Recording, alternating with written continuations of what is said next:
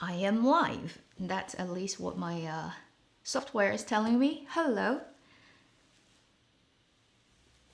Technically, in China right now, it is still about an hour and a half away from the Year of the Rabbit. But it's close enough. And where I am, we still have most of the day to go until that happens. Hello everyone, where are you? 3 p.m. in your place. Wow. You're closer to Chinese New Year than I am. Happy New Year, Happy New Year. 兔年大吉. Okay. Let me know if everything is working fine. Dear people from all over the world. So exciting. From Singapore, from wherever. Brazil, cool. Switzerland, yeah, the European people, you are in your afternoons. This is very early. See, like, it's rather dark outside. It barely actually just started lightening up. It's very dark. Yeah. And this is earlier than usual, right? I usually do my live stream 1 hour after this. But today, because if I do that, it would be too late. It would be like half an hour from actual Chinese New Year in China. So I'm like, yeah, I'll get up earlier. I got up at 6 and I start to get ready for this live stream. And this is the tightest live stream I've ever done. I was like 3 minutes or 4 minutes before 8:30. Like when I got everything ready and sitting down. Pretty intense for this hair and everything. Took me that long. Hello from Spain, from Colombia, from Michigan, US, Chile, oh, Japan. Hey, hi. Yeah, people in Japan, you're an hour ahead of the Chinese people, so you're gonna get into the new year 1 hour earlier. 兔年大吉, yes. See the rabbit? See the rabbit? Ding, ding, ding, ding. I made this week. My bunny. Ding, ding, ding. I should make a spring on it so that it will shake more. Right now it doesn't shake that much, but it's a really cute bunny. Actually, I should let people see it in close-up. See if it's gonna focus. I'm on auto focus, so it should focus. Cool. It does. It has a hat. It has a red hat. And now, trick is whether I can put it back. Okay. There. It's not very stable. It's not staying well. You know, ancient times people actually hire specialists to just put hairpin into their hair. Because it's a 3D problem. It's not a 2D problem. It's not that easy. It's much harder than you think. Come on, rabbit, going. Yeah, well, whatever. I think that will work. The trick is, it's actually really complicated once you think about it. That's not bad, okay. From other places, let me see. Hi. Slovenia, France, oh, Australia, South Africa, the whole planet! I'm so excited. Everywhere. Vietnamese Years of Cat. I haven't. If they have one, that's so cool. Because Chinese New Year's, like the 12 zodiacs, doesn't have one, which is unfair. Okay, cats are adorable. It should have a year of cat.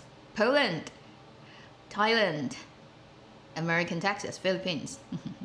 Oh, so cool. Yeah, another Brazil person, another Philippines.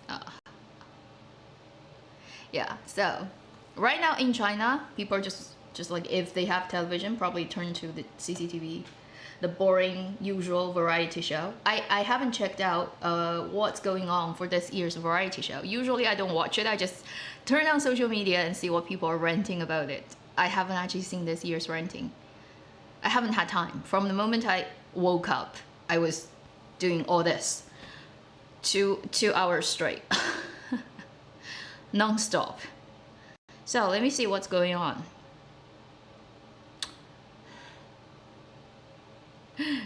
I would have to check back later. I have no idea if this year's Chinese Chunwan is as bad as usual or as good. Germany, Malaysia, Pennsylvania, US. Really? If you're watching a Chinese show, let me know if it's good. I have no idea. I don't have a... I would have to turn on some kind of a live stream to watch it, which I right now cannot do. Ah, cool. Oh. 恭喜发财. Yeah. Which hand should you do? Like the current version is not really even like tight about the rules, but traditionally I think, like, since I'm wearing this, it should be this. The Tang Dynasty version is this. The song would be this.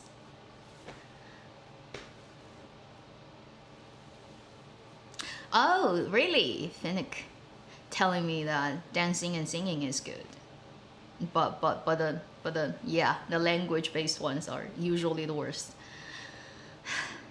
Is there anything that ended up with 包饺子? If you understand Chinese, let me know. Okay? Is there any 小品? Is any of those comedy shows that have yet, already ended up with 包饺子?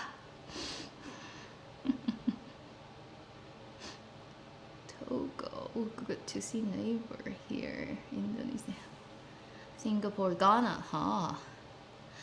Yeah. Oh, it's CGTN, really? Oh yeah, they probably should put it on, huh?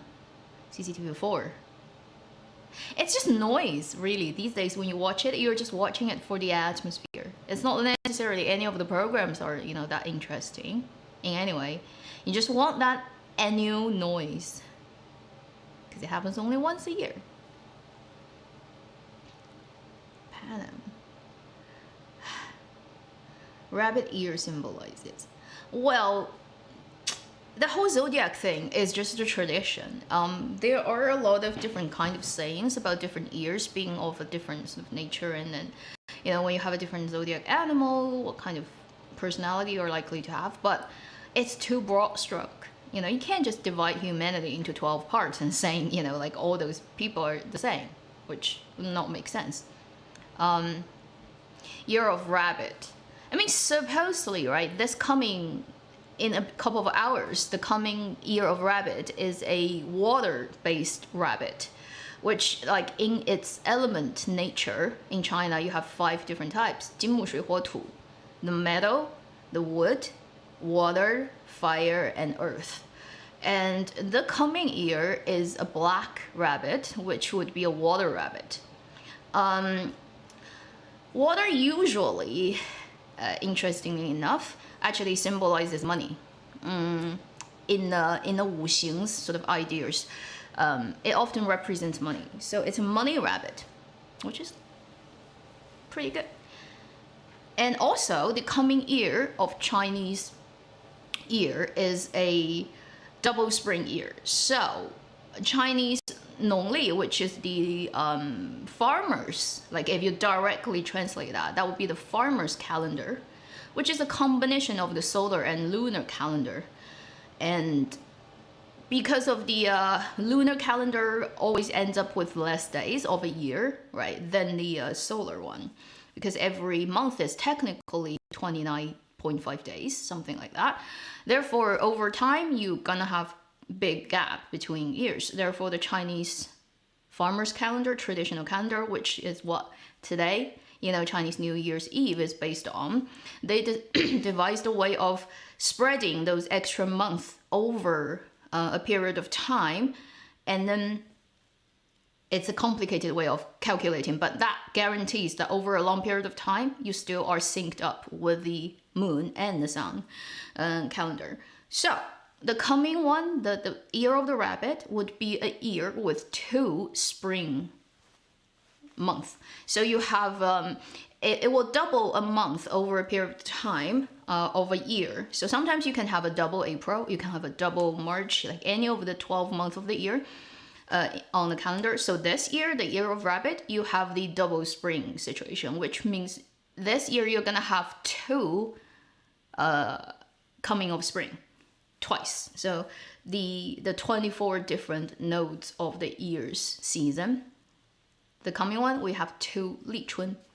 I mean, we already had one, which is like just happened, and then we're gonna have another one. And usually, right, traditionally in the fortune telling world of things, if a year has two spring, that means this year is gonna be very prosperous. Well, let's see if the traditional wisdom of Chinese calendar is gonna be able to beat the overall decline of our global economy and post-COVID, right? So this is a big year. Let's just sit tight and see which one is gonna win. You know, whether the traditional wisdom of the black rabbit plus double spring is gonna be the, you know, the bring more prosperity overall, or you know, when it comes to fighting against these type of things, really no magic exists. We'll find out sooner than we think. Yes, the tradition is about if it's your year. So if you're a rabbit and this happens to be a year of rabbit, then you need to be more cautious. It tends to getting in trouble. That's the type of thing. So it's your 24, 36, 48 years old, or the 12 years, and then you should be more careful. And supposedly, if you wear something red, like your underwear, you should be doing that, which I never do, but some people do believe that. Or they'll wear like a red thread around their like wrist or even ankle. A lot of people do that. Well, like, yeah, but the thing is, recession is like, has there really been a really good year? You know, if you think about it, every year people complain about the economy is shit, and yet, you know, it keeps going. So it may be better, it may be worse. I also, it may be better for some people, right? But worse for some people. It never is even.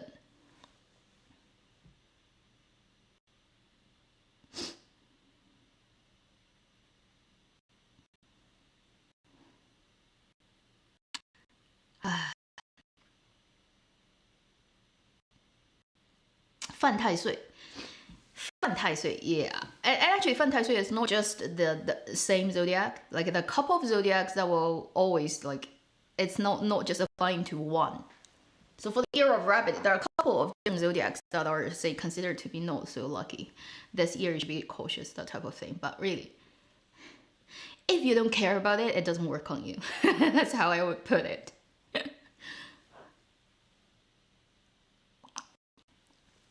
Qin, thank you. You're the same named person with my instrument. Thank you for the congratulations.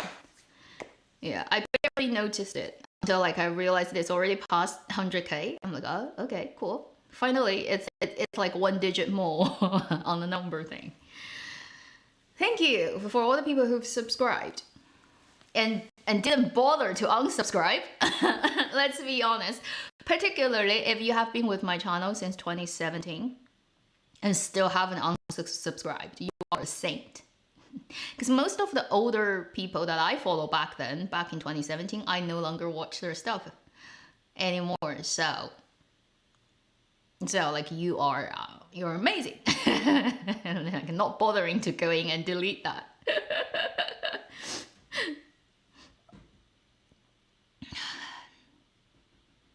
So today, since we're on Chinese New Year's Eve, usually in China, around this time, people will have a lot of like all kinds of games and stuff to celebrate, have fun.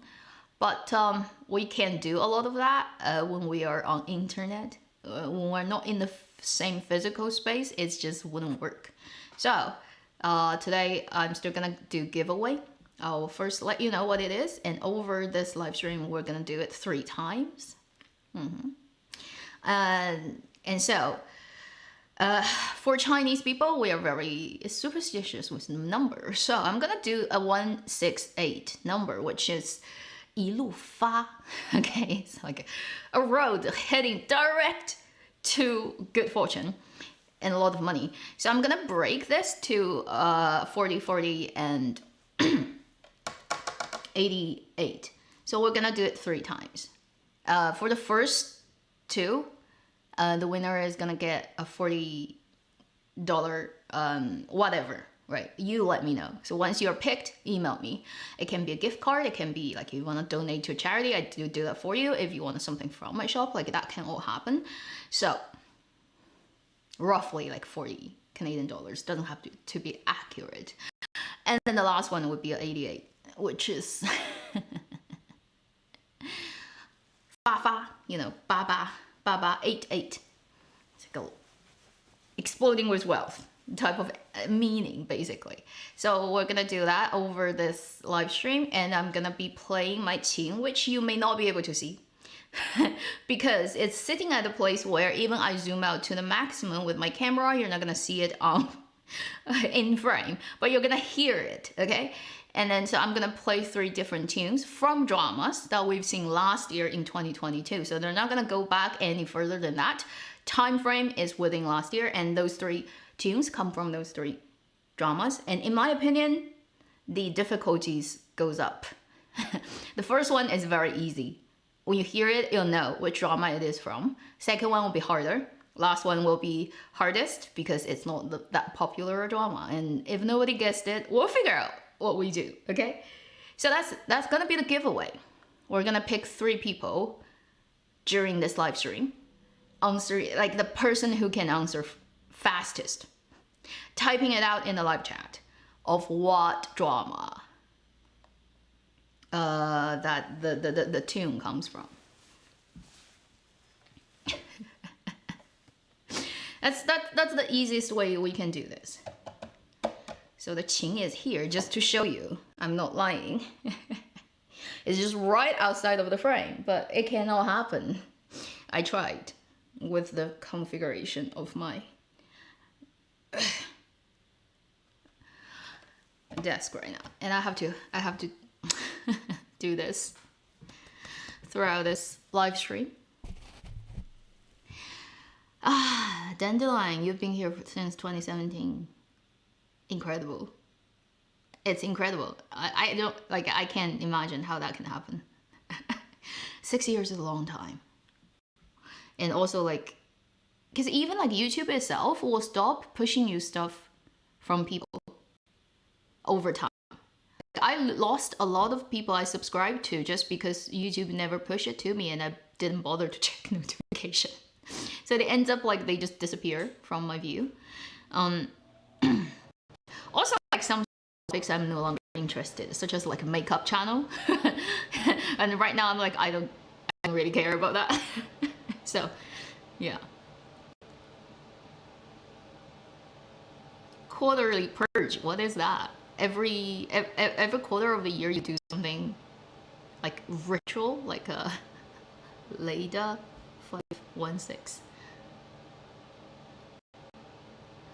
Uncle Roger's fried rice post, really? How? So how did like Uncle Roger? How did a Yona day? Like how did Uncle Roger's fried rice like link to this? Hiya! Thank you. Favorite person, really? Wow. On YouTube. Very flattered, because YouTube is a huge place. There are so many people. Right, San?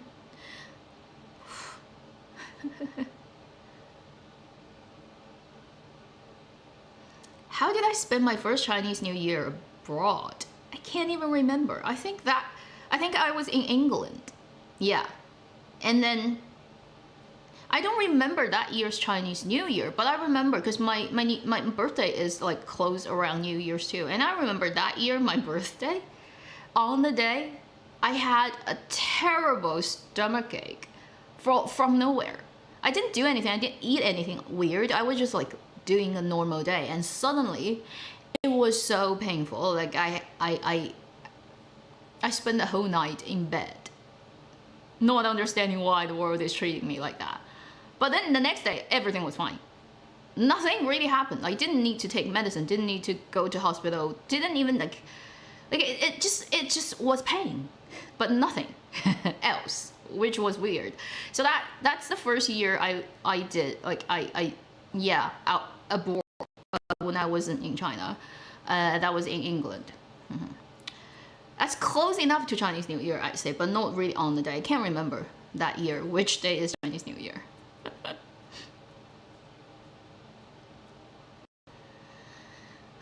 Oh, you get rid of channels. Oh, that's very scary. So you're so on schedule, right?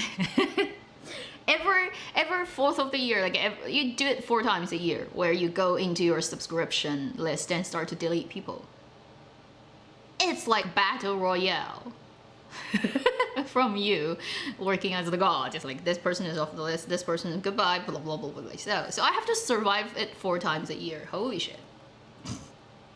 I didn't know. I have to, like, it's that challenging. Now you let me know, I start to worry about it. Hello, people from Netherlands. Hello. Oh, so cute. Flower, rabbit, fireworks. Huh? Yes, happy the year of rabbit. You have such a Netherlandish name. Van. Thank you for saying it's beautiful. It's just time consuming, that's all. A 2-hour hair and makeup. Do you make your head pings? On my head right now, these two are like the flower. This one and then the rabbit. Yeah, those two are made by myself. The other things are not. Like the metal ones, I don't have. I'm not a metalsmith. It's too hard to do metal ornament without enough tools. England, I'll let you know later, okay? Where in England? I'm not sure, because usually winter is not a good time to go back to China, like from here. It's not economical to travel in winter, because your suitcase is gonna be like so heavy with all the winter clothing, and then it's cold, right? Here and also in China. Also, my hometown don't have any heating, no central heating at all, so it's actually colder than here. When I go back to Chongqing, I'm freezing all the time, so that's not a good time to go back. Very bad, actually. Thank you for the super chat. Look at my hair. I tried to do the bunny, like I'm pretending to be a bunny today. For the year of the rabbit. It's not showing very well. Thank you for your super chat. Happy New Year. Yeah, 100k subs. I mean, it is a lot of people when you think about it. It's like the Beijing 鸟巢, the bird nest. When it's filled up, it's like that many people, which is quite scary when you think about it. But on the internet, right, also on YouTube, it's nothing, which is because YouTube is too big. And also there are so many creators who can hit the numbers so much faster, right? So it happens different for different channels. You can't really compare it that way, because it would never make sense. This channel has been around for, I mean, close to 6 years now. 2 months time, March, because I started at 27 March, although you cannot find those videos anymore, but that was when it started. So thinking back on that, it's like 2 months short of 6 years, right? 6 years, 100k. And also, like, this is like 6 years of like very consistent stuff from end of 19 to now. It's been on a very steady schedule, pretty much. Yeah, so it kind of like, if you compare it to other channels, sometimes it does not make sense in terms of how slow it grows. But then there are also many other channels who would be doing a lot of work and not getting anywhere. So you never know. It's YouTube. Cannot control that. It's outside of your totally outside of your range of influence. It totally depends on fortune, I'd say. But I'm very happy. Finally, it's here.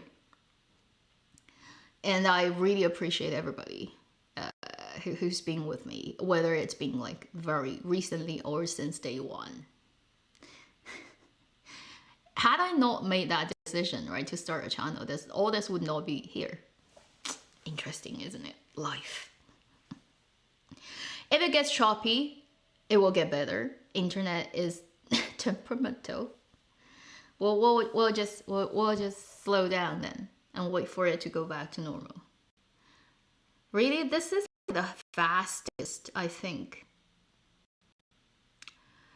upload speed I can do now from where I am. Beyond my control. Oh yeah, Jeremy, bye. Yeah, I did a live stream with him. He's a big Discord user.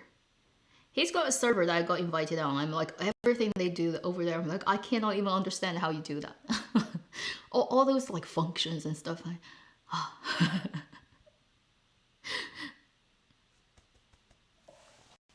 So we will definitely also talk a bit about dramas. Oh, wow, 39% over the last 2 minutes.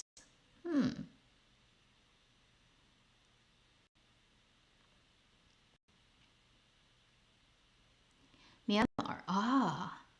So many people from so many places. Life is a process of accidentally escaping death until finally it catches you. Right? There will be once that you don't succeed and it ends. Very wise. Very wise. Indeed. That is what it is. You're right. You're very right. So in a couple of minutes, let's do the first one.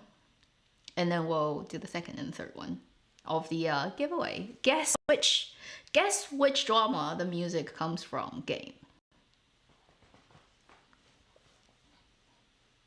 So, the dramas I am watching right now, and also the ones I've finished watching, will make videos on.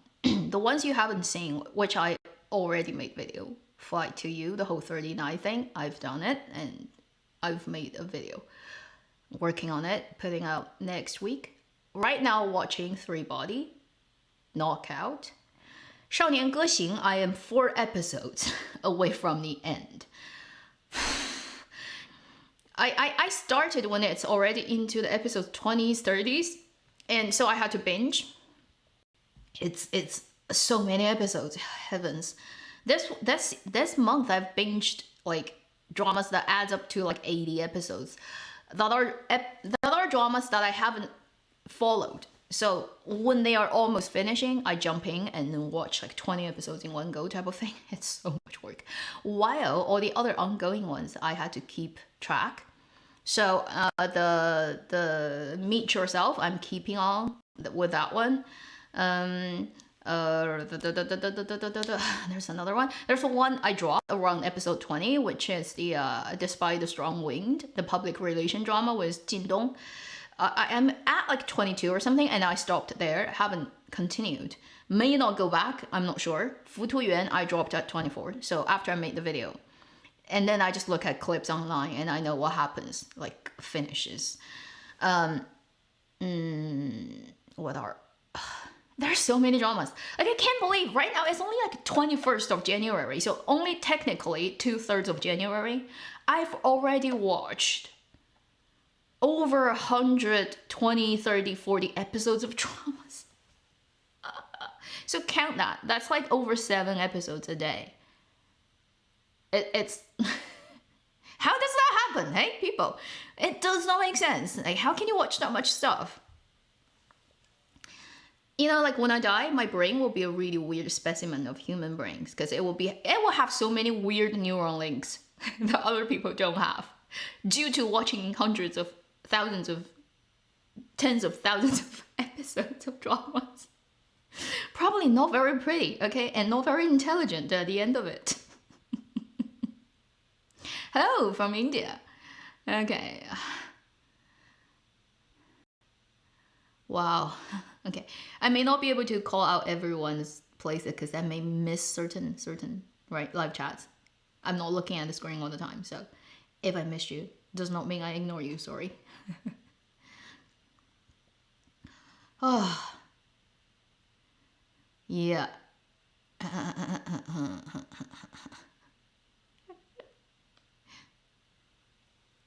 Wow. So somebody actually also watched that much. Why do you torture yourself like that? You don't have to if you are not making a channel like I do.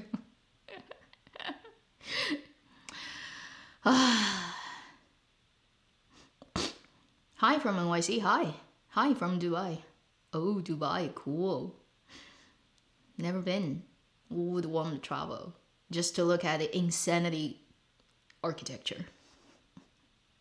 Try to be more selective.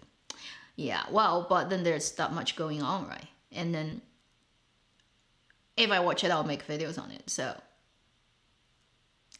yeah, I don't have a team, so I have to do it myself. But the nice thing would be, at least I do it myself.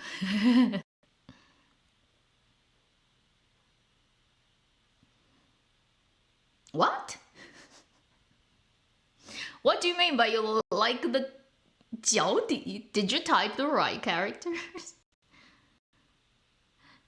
Thank you for super chat. Do you have recommendations, Sky? Similar to Meet Yourself, where the super slow burn, but second super slow burn.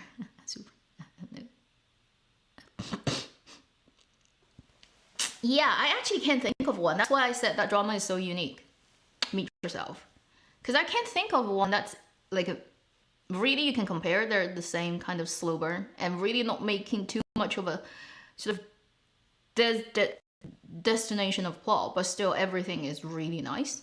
It's very hard to think of one. And also the two writers, I think there's an interview or something I read about them writing it, is they want to write something that honestly nobody is doing, or that they haven't seen basically in dramaland, in Chinese dramaland, that tells story in this perspective in this way. So, to answer you, the writers themselves think that they really they themselves haven't written something like that, and then really there isn't a drama similar to that. So that will make it almost impossible to recommend you to another one that would be almost the same type.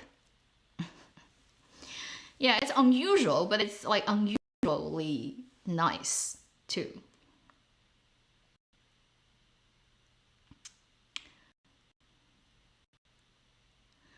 Small melons, really? Is there significant melons? If there were, they might be too small that I didn't pay attention. Vancouver. Oh wow, you must have just like woke because it's early in Vancouver. Yeah, Fly to You. I have a lot to rant about Fly to You, so you're gonna hear that in my video. I don't complain about like Wang Kai's hands or Liu Chang Wang Kai and Tan Songyun's faces. I just complain about the actual writing.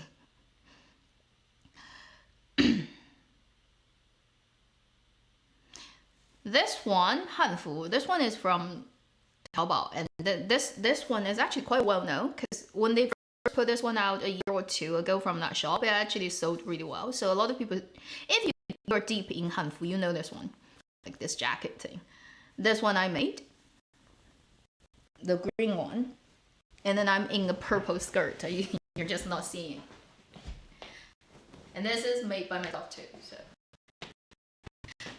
initially I want to do red, like I want to do a really bright red thing, but it didn't look good. It didn't look good. Like the red is jumping out too much. So green and purple also look really good together.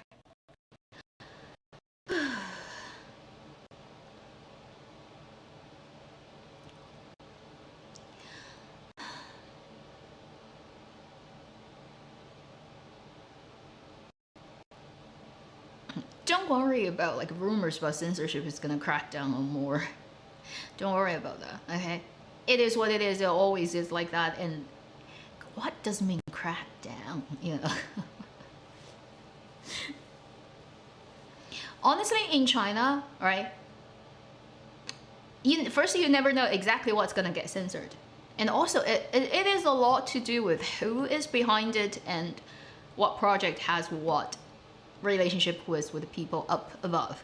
So say if you have a project, the project is led by a person who has some kind of connections with important and people who actually can do things in things. Then, you know, even if their content has like weird stuff as hell that you thought is definitely gonna get censored out, it's gonna stay here. And a lot of that is like not by clear rules, so you never know, right? At the end of the day, it becomes a battle of 关系. Who's got the type of 关系? Who can put whatever out? you see that happening a lot, right? So don't worry about it, right?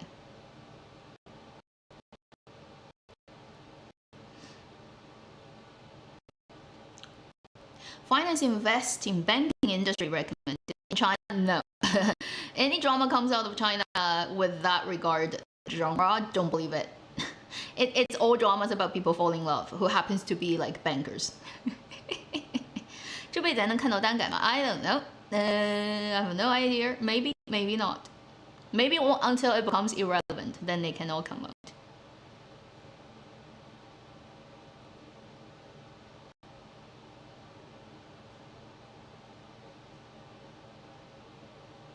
Well, when people type out I love you, I hope you're being very weird, okay? The person who types Chinese.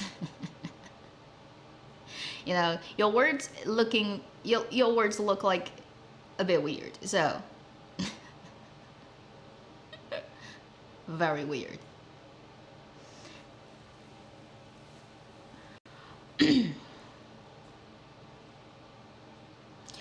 Love of Hypnosis. 井柏然 and Liu Yifei. Oh, that one. Yeah, we do not know if it's ever gonna come out due to one of the major role in it got cancelled in China.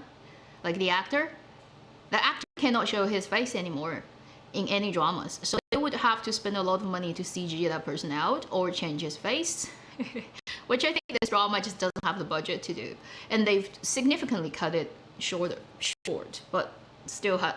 I mean, sometimes for certain stories, if you cut out one line or one person, it just no longer links. So I don't know what happens with that one. What we know is it did get cut. Like, it needs to get cut down much more, and then it may not show up due to eventually they still cannot finish all the post-production work of swapping faces.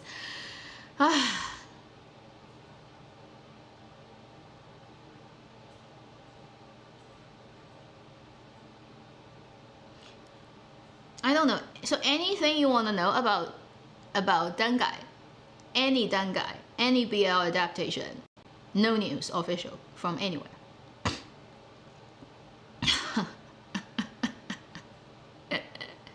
Yeah, so like it, you know, like be civil in the chat, please. Don't type weird things. I know, like when you put yourself out on internet, all kinds of things. Like I get emails from people you wouldn't believe, like 3,000 words long, 5,000 words long, and then sometimes weird videos as well. Oh my god. Ugh. There were videos that I got that were like, what the heck? So it is what it is. It comes with basically like being on internet. It's fine. We're all gonna die. So that's some kind of consolation. It's like eventually it's all gonna be, does not matter. We're all ashes, we're all water and CO2. Yeah, so it's not like I definitely 100% will come back, you know, so it may be the last time on planet Earth for me, so it does not matter. Whatever, you know.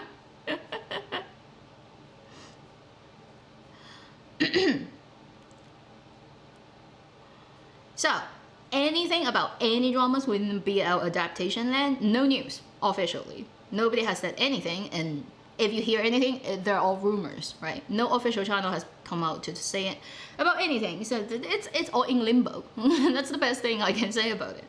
Yeah.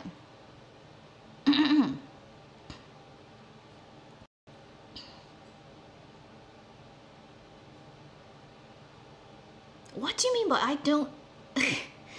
Yeah, weird. How long have you been on my channel? You know, I can go teach Chinese if I want to.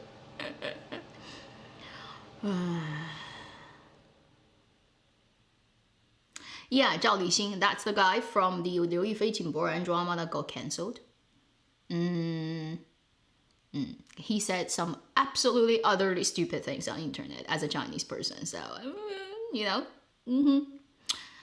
So everything he's in is kind of like erased, like variety shows, dramas. There's already a drama in which he is an important role where he got completely face swapped by another famous actor, Huang Zhizhong. You know that guy, the emperor actor of Royal Nirvana. I know a lot of people on my channel watch a drama and like it. The one with Luo Jing, Li Yitong, the palace drama, Royal Nirvana, He Li Hua Ting, and the emperor in that drama, the really good actor, he face swapped Zhao Lixing in another drama, and really well done. Like that CG is so well done. Most don't realize it's done originally by a different actor, and they swapped his face with that. It's that bad. So for the Liu Yifei drama, maybe they just don't have the money because they have to go in and basically tweak every shot that this guy is in. Imagine the amount of post-production that's involved. It's unbelievable.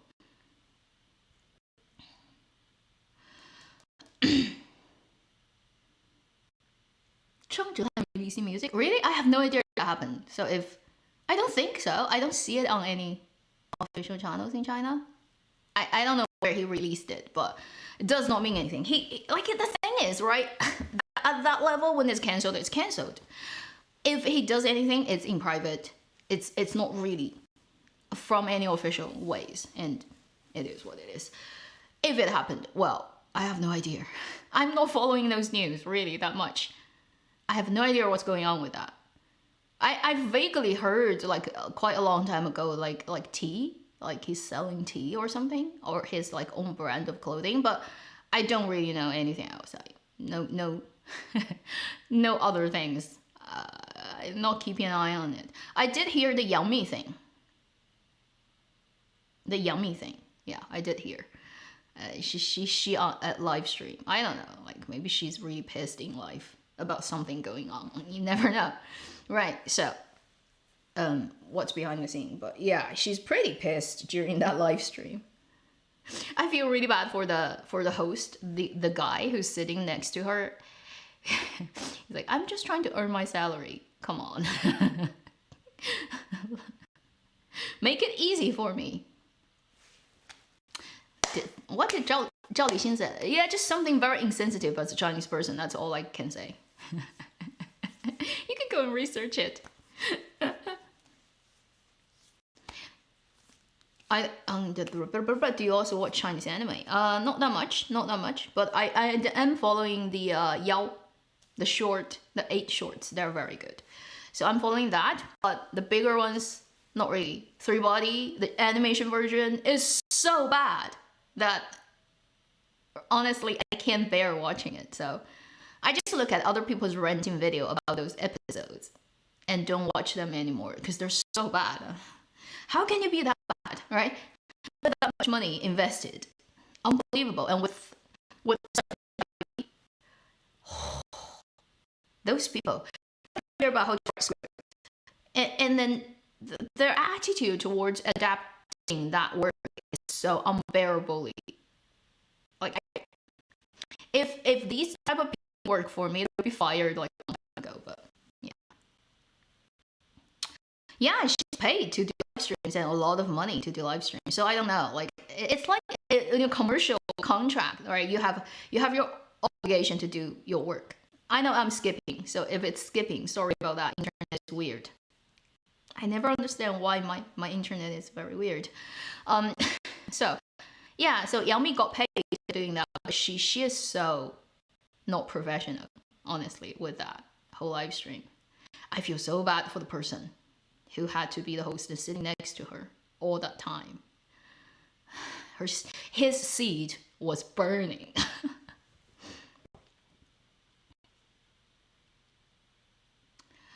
I am lagging, so if you're seeing lagging, don't worry, okay?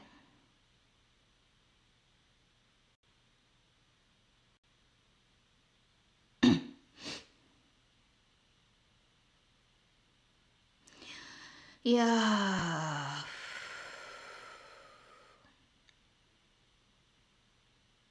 If it's lagging, it's my internet, and I don't understand why. Because right now, I have really fast upload speed now. Still, it's blame the Canadian weather. That's the last result you can have. Blame the Canadian weather. It's not that cold either today. Yeah, you can search that Yang Mi live stream and see her attitude. She was so. It's like somebody who has no EQ, you know, like working in a public sort of environment and treating the people who works with her in ways that, yeah, she's a big star and then people wouldn't, but it, you know, some angry people would have like physically assault her for what she does. It's very bad. It's not very cold today. It's actually rather warm for the time of the year. So it's not weather. We do not know what. And it's already 9:15. So let's do the first one.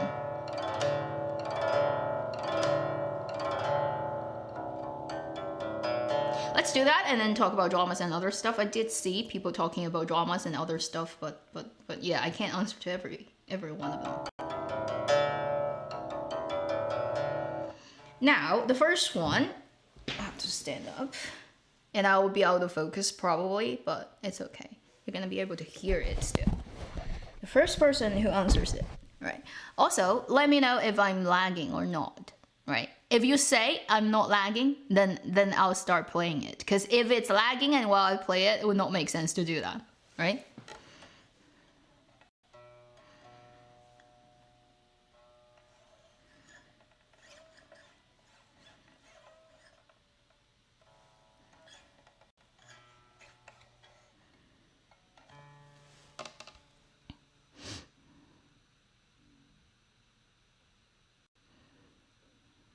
You mean Tan Song-yun?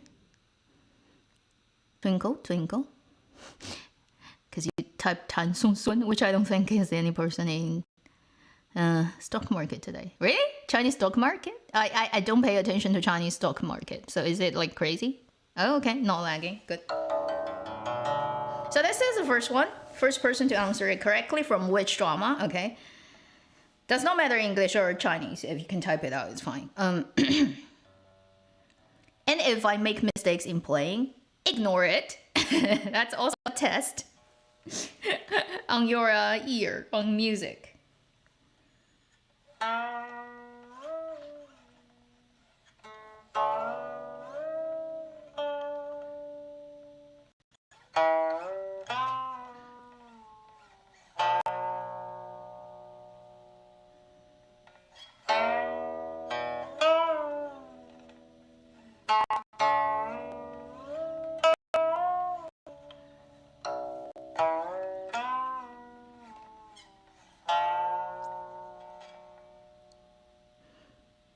Okay, let me know.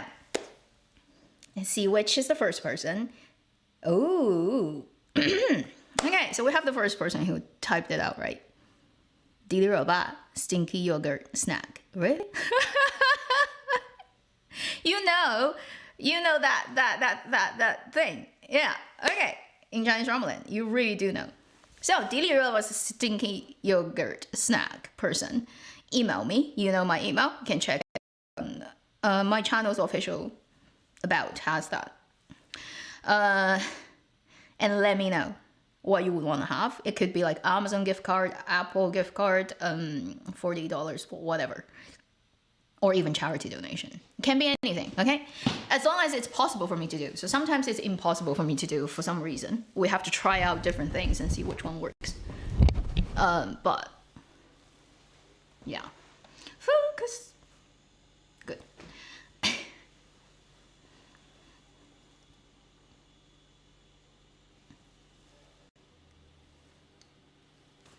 Yeah, so everybody answered correctly. It's one of the songs, and then it also has a humming version that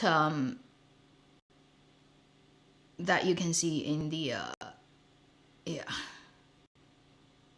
In the drama, there's the humming version too, and it has a song, two people singing. It's a duet, right? Oh, you don't even know that. There was a prize. Obviously, there was a prize. Otherwise, it would be a very boring, dry play.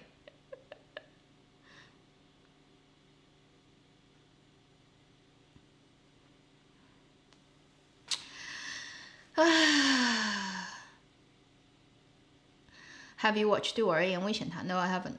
I've heard about it. I'll see if I have time. Right now, it's just too much stuff going on. Oh.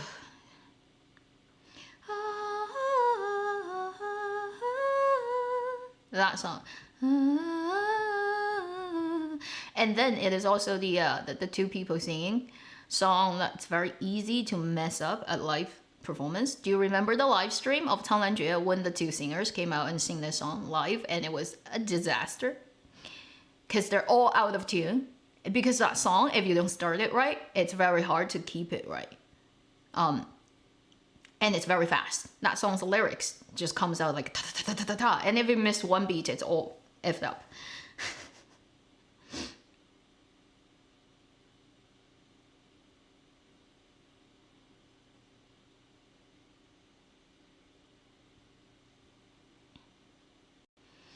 Yeah, I don't know, like I don't know if like YouTube would actually block you from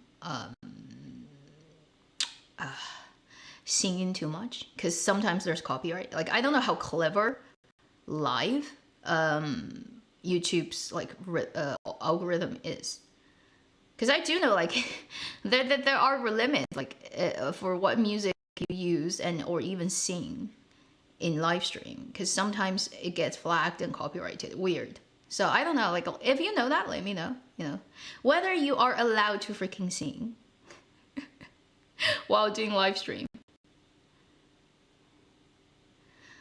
That's like, because I've heard about different versions of this and I have no idea actually.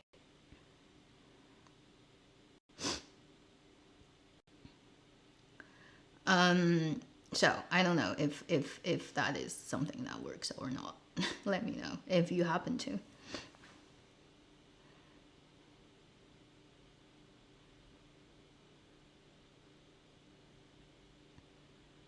Yeah, because that song is so hard.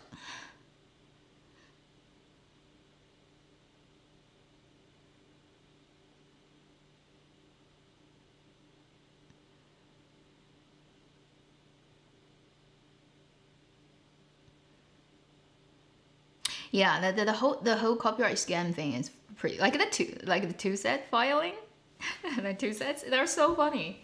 Their video of themselves performing got claimed by people, right? And then like what?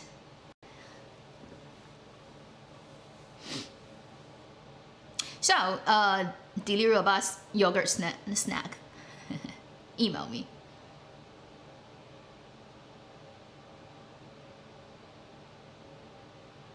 Yeah, the humming part is really good. I agree. A lot of people actually made it into ringtone for themselves.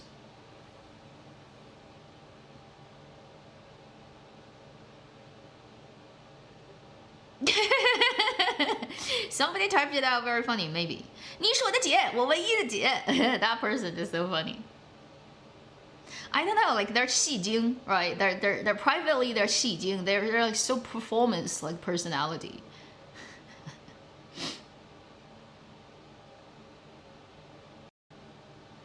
Yeah, so like cannot claim back the money. That's so ridiculous.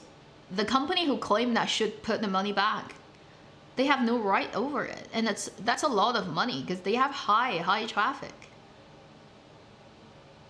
Unbelievable. That's how broken YouTube is, which is why, you know, in an ideal world, I would be love to do videos that actually use certain footages of dramas, and then I have actually always wanted to do a type of video that would be very hard to do, which is like doctoring a script, of a drama. So say if a drama has a scene or an episode that has significant like big problems of writing, I would love to go in and then just do a version which I think will make more sense, just to rant on them.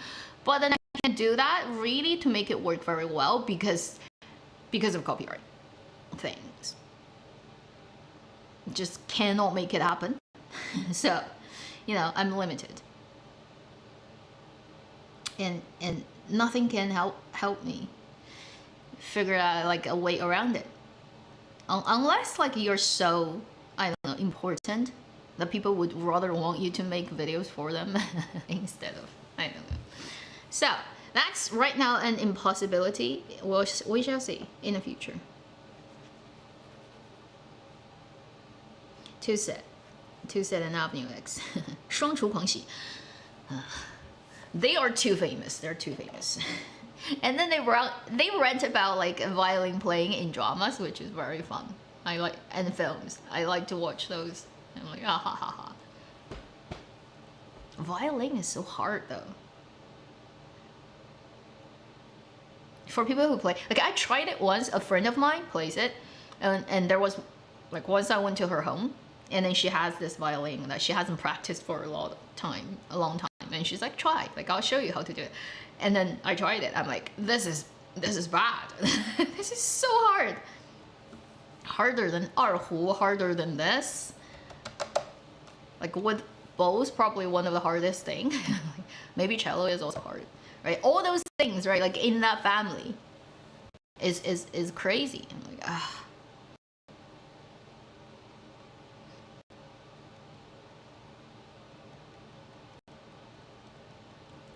Reversed images of videos. No, it's not gonna work. If you completely flip it that way, it still can't detect it. Like YouTube's algorithm of detecting content ID is really strong. That's why like I only use screenshot and often cut them or flip them. It's one shot and it's never taking the whole screen. Because once I've had a problem with taking a screenshot, it's just one frame, and I put it as a full frame on my video, and it still got identified as content ID, which is insanity. I had to cut out that 1 second, otherwise the whole video would not be able to get posted. And so that's how crazy YouTube these days is. So once you have the frame start running, when it's moving around, like it's running as don't think it can survive content ID.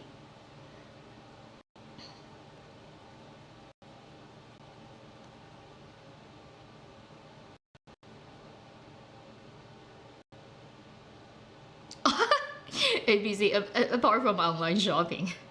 Everything you buy on Amazon comes from China. 90% of that. Yeah.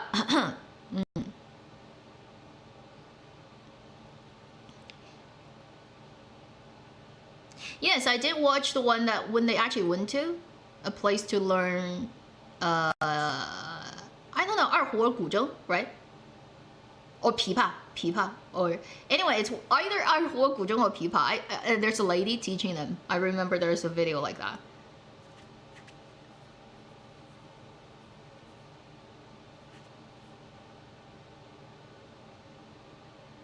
Yeah, well, the old ones before all the flagging.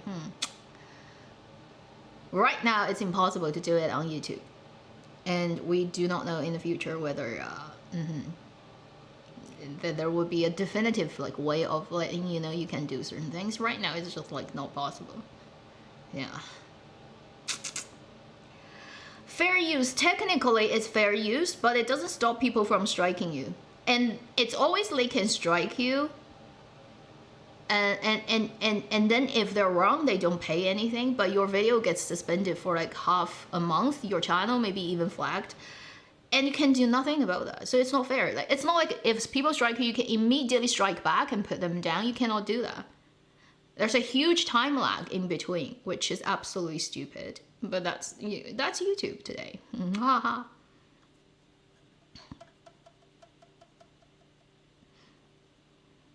Ah, Singapore, yeah. Okay.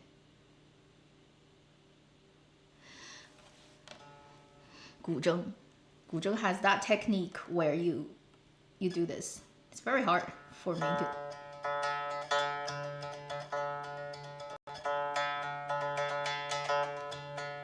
Can't quite do it on Guqin, but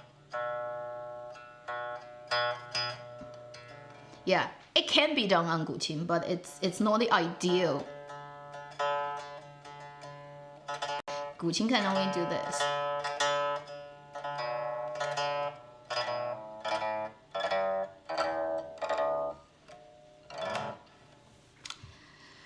Is it sad to say I am looking forward to Chongzi? No? Why? Why would you say sad? It's very reasonable if you like the two people. Xu Zhengxi and Yang Chaoyue.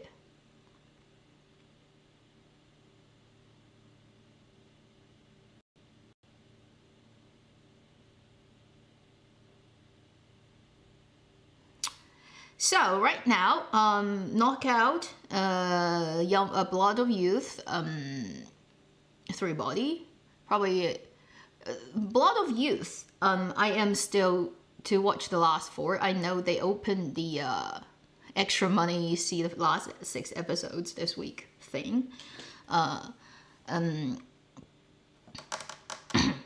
I know how it ends basically, but I haven't watched the last couple of episodes, like minute by minute.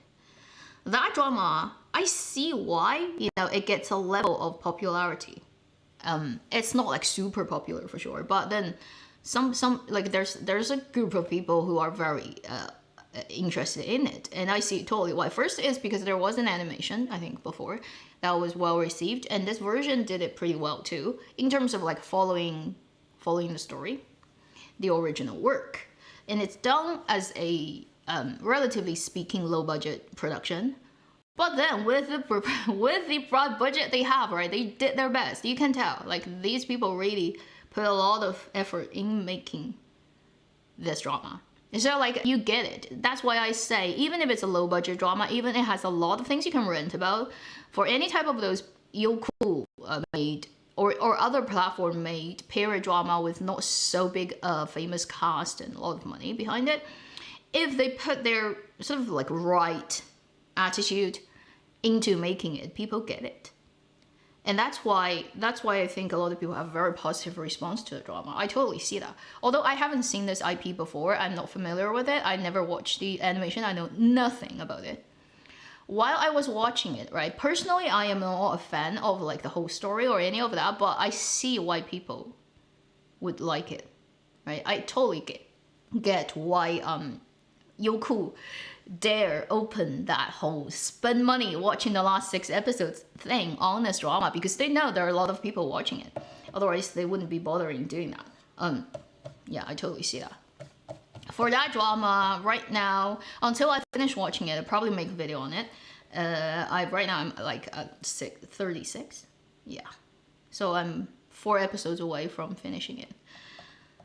So that's the 少年歌行. Although, I have to say, it's really painful for me to watch that drama, because every main role, like the young people, not the older generation. The older generation actors, a lot of them use their own voice, but the younger ones, they're all dubbed. And they're dubbed by people you're too familiar with. That's one huge drawback for all this type of period drama. Is to hear the person talking like, oh heavens, it's that dubbing actor who dubbed that role in that drama, and it starts to like all just mix up in your brain. The moment the male lead shows up, and the first time he opened his mouth, I'm like, in my field of view, I see Zhang Zhaohan's face. I see Zhou Zishu in Shanhe Ling. It's that fast. Like, my brain just grabs on human voices. I can't stop it. And the moment Li Hongyi's role started talking in Blood of Youth, I'm like, holy shit, he's dubbed by Gu Jiangshan. Now, what am I gonna do? I'm gonna constantly see other actors' faces while I'm watching his performance, because I can't stop it. And the funny thing is, Li Hongyi in this drama also looks like, with his hair and like naturally what he looks like, he does look a bit like Cheng Yi, let's be honest, okay? If you don't see that, then, well, we just don't have the same brain processor. But I see the face looks like Cheng Yi, and the voice sounds like Zhang Zhehan's role in Shan He Ling. So I'm in a really bad dilemma. Is when I watch the drama with my eyeballs, I get influenced by Cheng Yi's face, and when I turn away and just listen, I see Zhang Zhehan's face. I can't stop it. So this drama just gives me like death trap of like whether you're looking at it or listening to it, it's just not right. And it's not the actual actor's voice. And it just is so hard for me to watch it. Because it gets influenced by my own brain's picturing of things. It just would not let me see it or hear it. The character, it will let me hear and see other things. It's like my brain is just automatically switching on hallucination. I cannot stop that, no matter how hard I try. And then when the actor who plays the Luo Houjidu in Liu Li and also like in the drama Tang Lian, Da Shixong, he's dubbed by Wei Chao. Oh heavens, Wei Chao is one of the most familiar voice in Chinese dubbing animation, any like the land of me. Like I don't even have to hear Wei Chao speak human language. He can just like if he does that, I hear it and I know it's his instead of any other humans on this planet. Like I'm that familiar with this guy's voice. So when I hear he's dubbed by Wei Chao, I'm like my world is crashing. Because I start to see all the other actors he's dubbed in all the other dramas I've watched. If only you have the same problem with me, you understand how painful it is. Otherwise, it's impossible to explain to people what it feels like. And then obviously the girl is dubbed by Qiao Shiyu, who sounds like 90% of the Dili Reba dramas where she's dubbed by her too. So I'm watching a drama that's led by 30 people. Each main role led by 10 different people. That's what it feels like to me. And I have to watch like 40 episodes of that. Like imagine the pain. So yeah. If you have the same problem, you'll know what it feels like.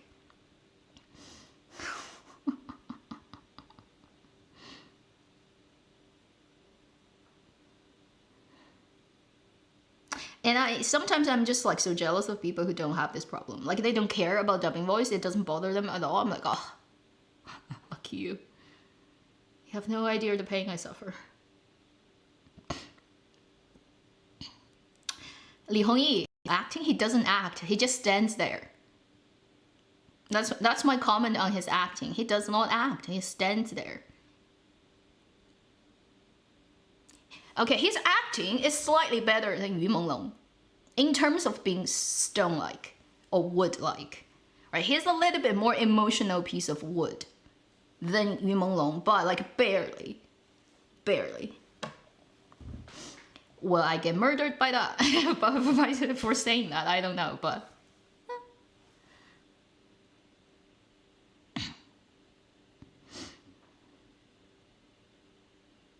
Don't they get offended? No, they actually think it is their right to have that.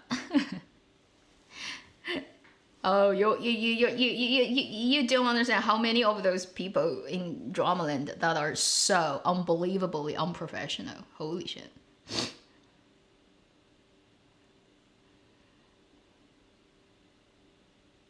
I hate Qiao Shiyu's dubbing voice too. She makes her sound so girly when Dili Reba is actually more alpha. Dili Reba's natural voice is more alpha, right? Than the sound of things. Also, Dili Reba is really good at impression. Like, she can pretend to be other people very well. So, I mean, if she wants to, she can literally dress up her voice for a character that wouldn't sound like any of her other characters, given if she wants to put that effort in. She can do it, ability-wise. Whether she wants to do it is another thing, right?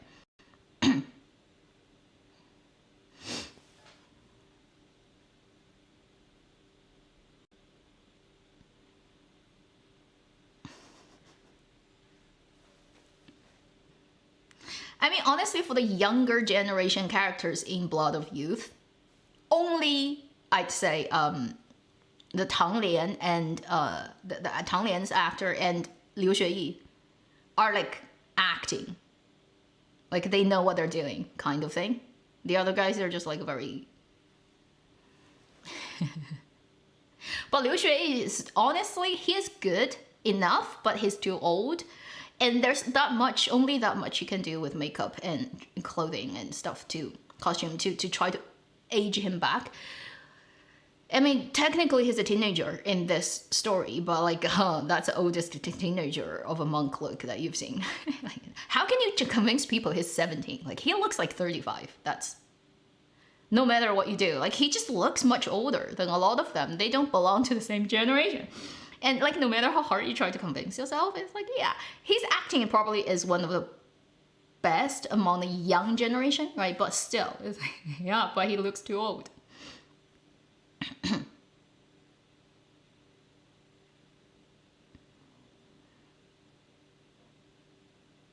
Also, he's dubbed by Ajie, which is terrible because Ajie dubs 90% of Ren Jialun's drama. So when you watch Blood of Youth and when Wu Xing shows up, oh, that's the more dramatic version of all the Ren Jialun roles. Yeah, the pain, the pain.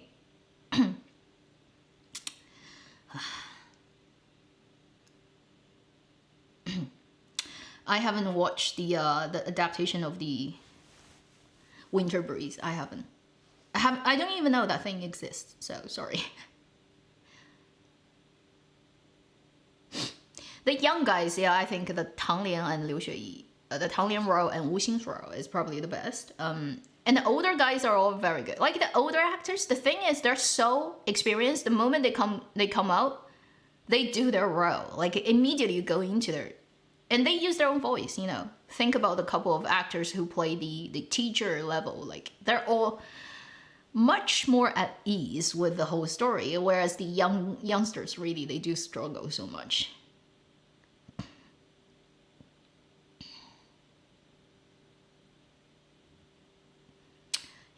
Also, Dili Roba is actually not so suited for Chinese period drama looks. It's very hard to style her in Chinese traditional sort of style and make her look she fits because her features are too just like not Han people. And sometimes they don't think about her facial structure to style her, so that she looks a bit weird with all the hairs and stuff. She can look really beautiful, but you have to do it in the right way. Otherwise, it's just not gonna fit into everything and every other people. So she looks like she stands out, and she doesn't belong to the same picture as other people do. And yeah, I guess aesthetic sort of like sensitivity is not working sort of like for equally for everybody in this world. Some dramas just style her so wrong. Holy, it looks so bad. Zhang Jingyi, Zhou Ye, yeah, they do look very similar, but actually their aura is very different.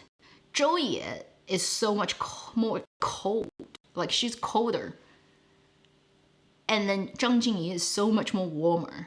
Zhang Jingyi's like undertone, like whole personality vibe is the warm, grounded version, where Zhou Ye is much more sharp, like sharper, colder, and then more distant. Although they look very similar, very, very similar. Particularly the lower half of the face, the lower half. The jaw and the lips are the biggest difference between these two.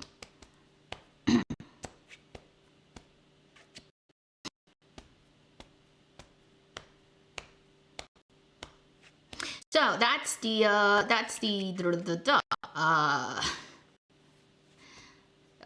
also Zhang Jingyi probably is a better actress in terms of acting, but not significantly better, but better. Okay, so far right now as it stands now. So that's Blood of Youth, 少年歌行. Oh, 少年歌行. The other thing I want to say about that drama is its CGI is really good. I think they put most of the money in that. When they spend their budget, right, they put it on the right thing. It's like, let's make the drama look better instead of like paying the actors more. So the CG looks pretty epic. So for Blood of Youth, the CG is pretty good. Knockout, Today there's a new episode I haven't watched yet. I'm up to yesterday's episode. It is overall a no significant thing you can criticize about crime drama, anti-crime drama, very typical anti-crime drama. It's just I think it's because the type of drama is something that I feel very sort of not necessarily like uninterested in, but I almost have no personal investment into that type of drama. So when I see it, I watch it from a very detached observer angle. I never could quite bring myself into the shows of this type of drama. It always has been like that. Maybe it just doesn't quite click with me. So I don't have that empathy thing going on when I watch Knockout, that type of drama, with any of the roles. I just watch it as like a matter of fact. It's going on. Okay, that story is sort of leading to this point, and this is going on. The acting, or like some of the best actors doing dramas these days in this drama, you also cannot really pick at what is significantly problematic with that. Personally, I'm very like unenthusiastic really with that drama. It's like the logical mind tells me, it's pretty good. Yeah, but then the emotional body of me is like, I totally am lazy and standby. I'm like in standby mode all the time when I watch Knockout. 狂飙 爱奇艺 one with 张译、张颂文、李一桐、韩童生, yeah, all those really well-known 高叶, male actors mostly, right? 80-90% of that drama is all the guys, middle-aged guys. So Knockout is definitely not bad anyway. If you watch it, you'll probably like the plot. It's pretty tight. Every episode leads to another, and no significant problems. It's just the genre itself is like something that I just don't have huge passion in, I guess. I'm just looking at it. I'm like, okay, watchable, cool. Also, I'm a little bit unhappy with Zhang Yi's performance. I think he can do better. He is in this drama. You can see a little bit of the 套路. He's like the habitual things. He falls into his comfort zone, and he knows doing that is enough, so he just does it. And then also he does a fake accent in this drama, Knockout. Zhang Yi, the policeman. He does a fake accent. I do not know why he would do that, because it's not consistent. It's not in every scene he keeps that accent. Sometimes it goes away, sometimes it comes back, and you cannot even quite pinpoint exactly what physical location that accent would originate from. And then it would affect his delivery in the pacing of it when he speaks. It just really is odd, right, to my ears, like the way because he already likes to speak in, he has this habit of doing lines in that he would give that rhythm of each character's popping out pa pa pa pa pa like that. He would like to speak like that. He in a lot of dramas he would do that. Plus that weird accent that he picked for his drama, it starts to get really weird. It's like he doesn't belong to the same physical space of the other people in the drama, and sometimes it just really takes me out. But that's a very subtle thing, and I guess if you don't speak Mandarin at all, it wouldn't really bother you. But for me, I'm like, Zhang Yi, can you just speak normal Mandarin? I don't need your accent. Your accent is so weird. It's getting on my nerves. Maybe it doesn't matter to other people, but it matters to me. My ear is very annoyed by it. 他和他的他, I know that. I haven't seen it. I heard it's really good. There are a lot of dramas on my list. There's like, if I have time, I'll watch it. But I don't know if I can get time. I know it's Xu Weining, it's Wu Ziren, right? Like all those really good looking and good people like at acting. I know that drama. I've heard about it. I would want to watch it when I have time, if I can.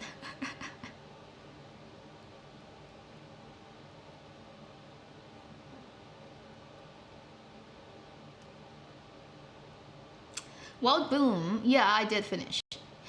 feel the ending is a bit an anticlimax, and also they wrap it up in typing, which is maybe like during censorship and stuff, and things needs to get adjusted. That's how it ends in the drama version. It kind of like is ending on a not so high note of things, but overall it's a pretty good drama. It definitely is one of the steps Zhao has taken, you know, like to the right direction, I'd say. But then she has another fantasy period drama with Lin Gengxin coming out. I'm so worried. That's just gonna bring her right back to where she was.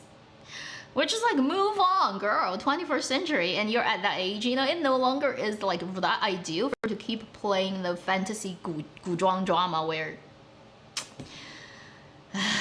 Anyway, let's just hope Yu Fengxin wouldn't drag her all the way back. Move to a different stage, you know, like don't keep doing the same thing that you've been doing previously.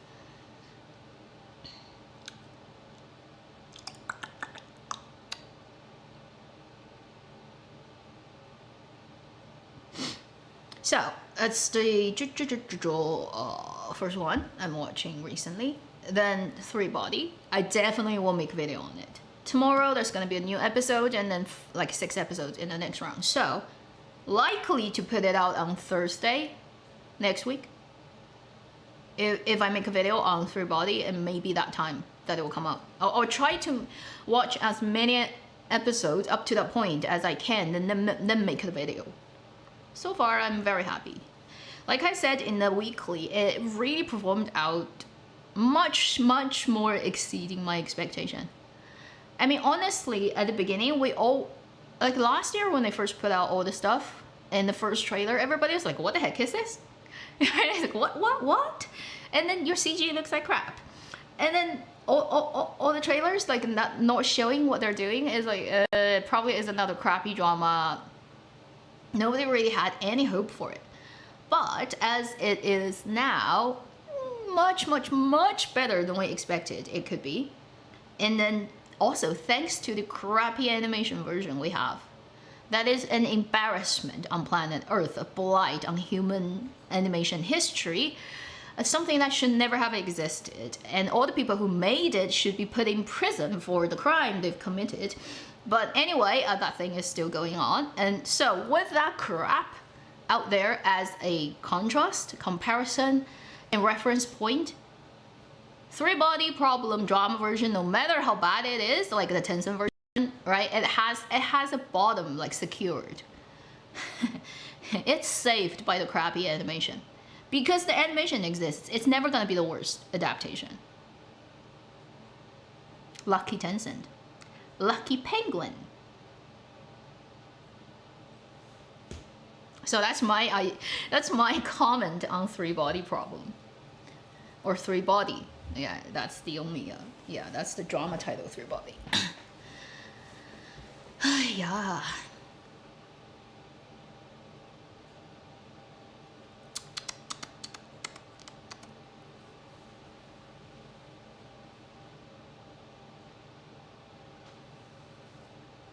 So,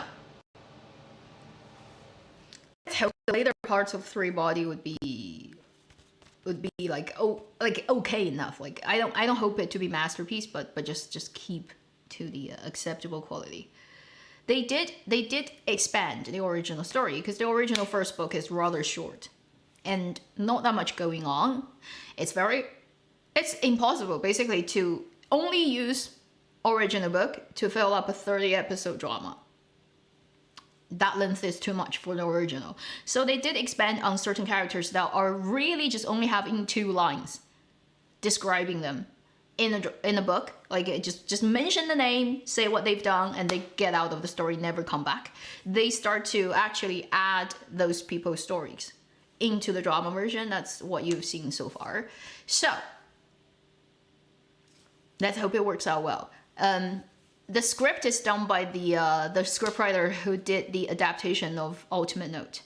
So that should give you a little bit confidence in terms of when you have a good like original work, and then pull it up and put it into script form and changing things and moving things around.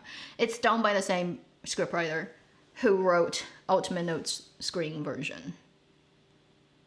Let's hope this time she did as well as what she did to Ultimate Note.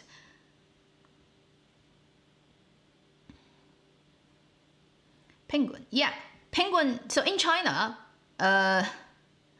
Tencent is called 鹅, which literally means goose, because penguin in Chinese is 企鹅, so a type of goose, right? So that's why short for Tencent is penguin, yeah, or just 鹅. And then for iQIYI, the short is 桃, as in 猕猴桃, which is kiwi fruit. Because so it's a type of peach. I know it sounds ridiculous, but basically in Chinese character, 猕猴桃, kiwi fruit, used the word 桃, which literally means peach. So because the color of it, iQIYI, so iQIYI is called peach or kiwi fruit, and Tencent is called 鹅, goose, or actually 企鹅, which is penguin. And then Youku is called pants, because ku sounds like cool, which is trousers or pants. So Tao, we would call them 鹅桃裤. And then you have a mango. They're all things, right, in life. So iQIYI is kiwi, Tencent is penguin.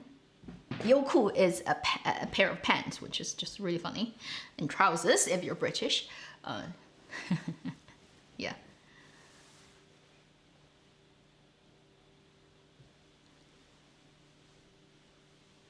Exile in IL. Is that the state in US? Thank you.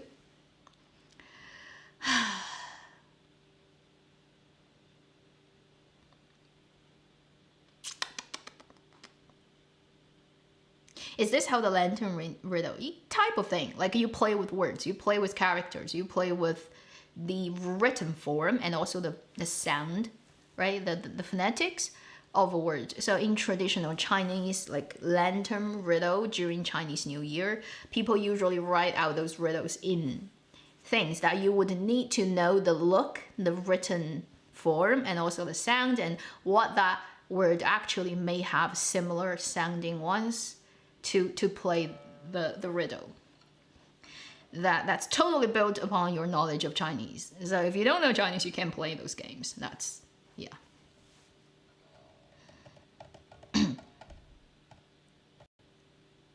Peach and pear, Mandarin. Tao, li.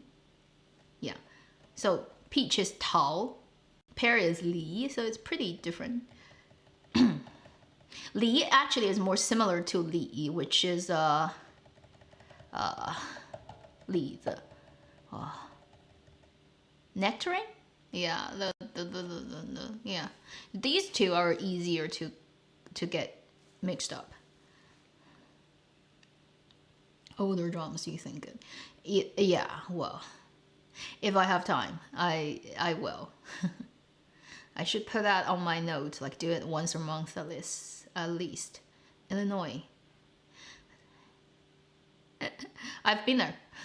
I've been to Chicago. And it's like one of the most commonly done flight between where I am and US is flying to Chicago down from Winnipeg.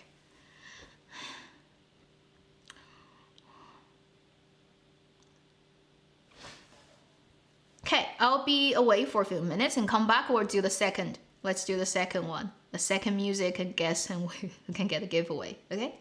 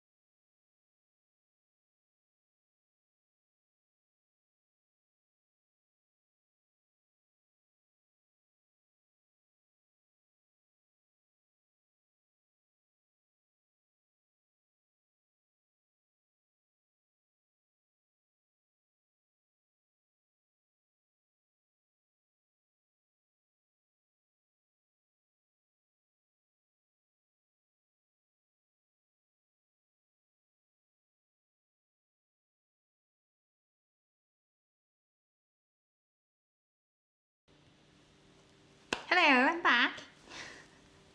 Off to take my...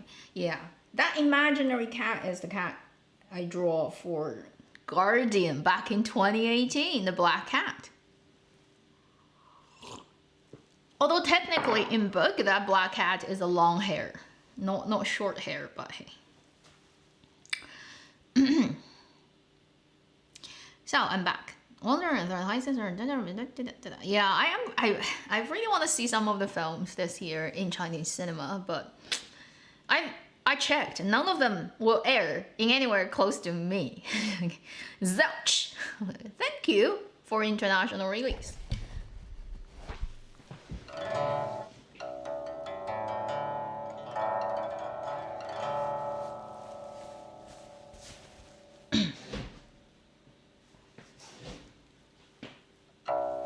So, the second one is also from a drama that happened last year, but it will be a little bit harder, I think, to guess. But then, again, if you've watched it, it's not hard. I may make mistakes, okay? But I'll try not to.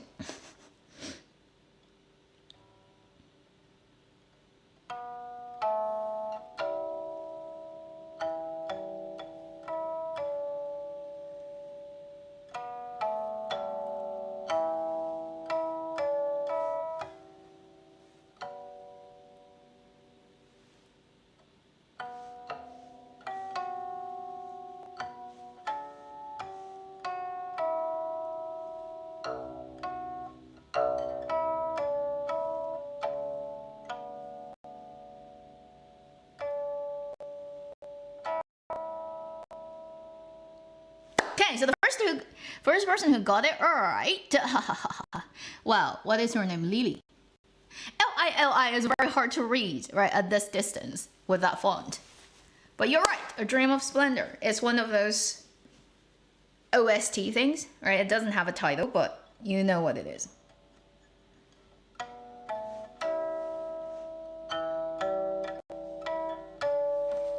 Right? It's a quiet OST, so the lady person. Thank you for joining the game and then be the first person, I'm pretty sure, to type it out. So, email. Okay? And let me know. $40 whatever, Canadian dollars, gift card, whatever, that works for you. People are typing even before playing. Really? Well, the next one will be very hard. You won't be able to hit it. No way. Okay, so. Really? Eric, did you? Well, like, I just look at the chat, right? Because you kind of, or did it just show up at different orders? Because on my end, you two are the first two. It may be just like a millisecond difference. You never know how computers work. Don't worry, it's one of the OSTs. It's always when the sort of like the very relaxed, calming atmosphere happens in a drama, they have this playing.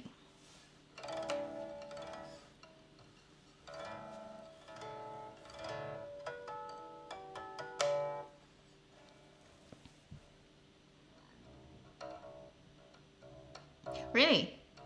Different on your end. Well, on my end, you two are together. Like the first one is Lily, and then it's you. And then it's Hira. So, these are the three first ones on my end. Maybe it shows up differently on different people's, because I'm on my streaming software where it has the chat box going on the side. It's not on YouTube native because I need to look at other things when it's going on. If I turn it over there, it will be at, maybe it's different. I have no idea actually. I wouldn't be able to see a lot of the data that's popping, so I would have to look at the software version. Yeah, maybe it's a little bit different. Last year is not too bad. It's not too bad. This is Guqing. It's not Guzheng. Guzheng is too big. If it's Guzheng, I wouldn't be able to put it on this. it would have to be standing on its own stand because it's much, much larger. It has a much bigger box, right, for the resonance of things. And it has 21 strings instead of 7. And then 古筝 has the, like those bridge, like little bridge pieces you have to like jam under the string to push it up. You have to have that. 古筝 cannot not have it. Yeah, with its skills. So it's 21 string, much bigger. It has that whole row of wooden pieces that pushes up the strings from the bottom. But 古琴 is completely flat strings. Nothing is interfering with its positioning. And it's smaller. And this particular one I have, this in the style of banana leaf. So this is a banana leaf one. It's one of the smallest resonance box you can have with 古琴 style. So it wouldn't sound very good. And also it's on a stone slab right now. So its resonance is particularly bad. You're hearing the bad version of this instrument. Because of the very little resonance that it can have right now on this piece of stone. It sounds very, very bad. So traditionally, when you watch 武侠 dramas, when you see those cool guys and girls playing instruments that are made with materials that sounds cool, they all like that just like in words, right, appears to be really expensive and cool, like made of crystal, made of jade, made of whatever, like stone. And it sounds like, oh, that's so cool. It all, like, if you actually play it, they're all crappy. Because those materials will not provide you with any good resonance. You need wood. You need any type of wood, bamboo, the natural plant material. If you've ever heard, like, a flute that's made of jade and making a sound, it's so ugly. The sound is so bad, I can tell you that. It wouldn't work.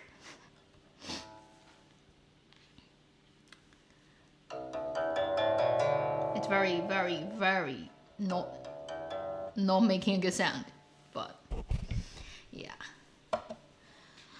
Whew.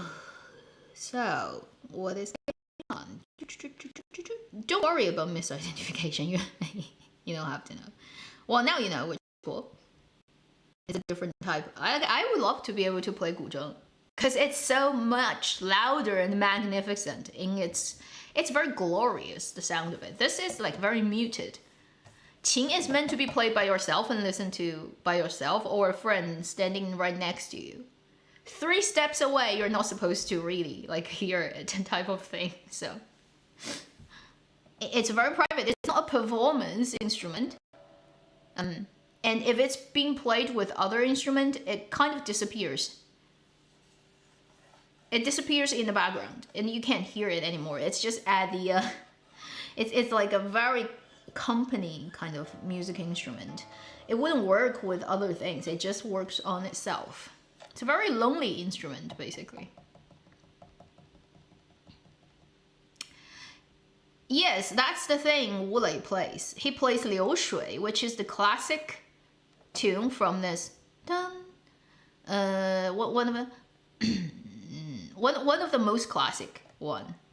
I cannot do it on this because right now it's tuned to a different string, sort of like it's tuned to a different key and the strings are not on the right ones to play that. But I know a little bit of the beginning part. The later part, all those parts is very hard to do. Like I haven't practiced very well with that, but it's on a different, it's on sol, la, do, re, mi, sol, la. Right now I'm on fa, sol, la, do, re, mi, so it's a different arrangement. Okay, if I tune it, it's too complicated to tune it back. So, well, it is what it is.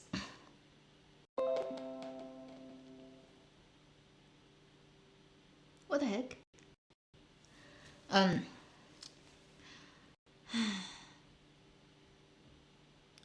Zhang Yimou's shadow, that's also qin.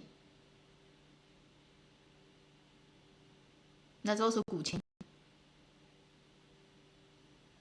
So basically, okay, the idea of those two instruments are a bit different. For qin, for the 7th string, this guy, usually it happens at private performance, at people showing their educated, scholarly taste and air.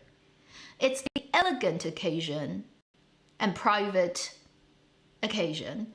And then 古筝 is much more a performance. Like if you're in an orchestra, you're hired performer to a celebration, a birthday, a wedding, and you go there, you are entertainers. Then you play 古筝. In dramas, often you see that difference because this is hard to be used as a noisy and everybody can hear instrument. It's so quiet. Its nature would just not allow it to be a very performance-oriented instrument. It's more like expression and private. It's very mute.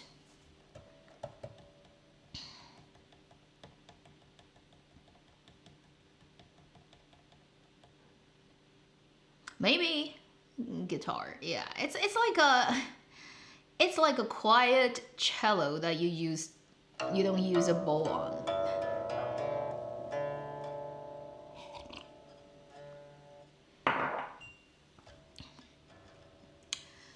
I mean, there really isn't a gender thing, but it's more to do with the type of being a hermit, being a scholar, being well-educated, and it's to do with the Wenren culture, right? The civilized cultured scholar, the learned people.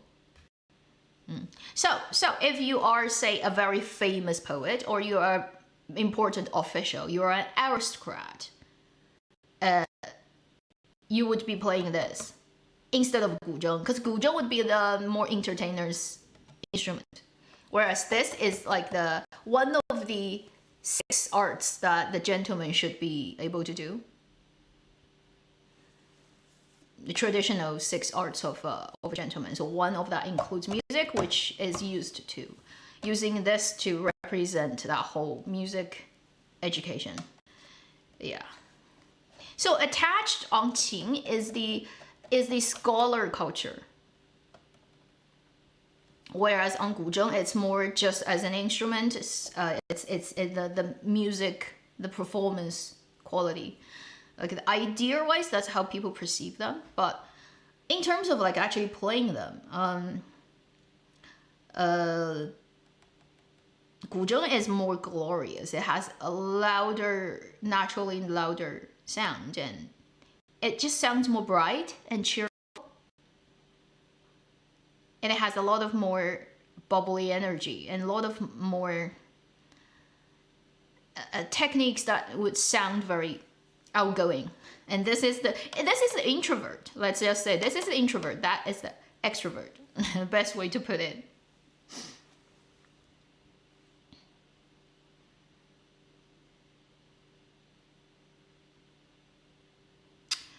The other 琴是射六艺 but they are not exactly what we think they are, because I've once read like research on ancient times ideas about 君子六艺, the gentleman's 6 arts.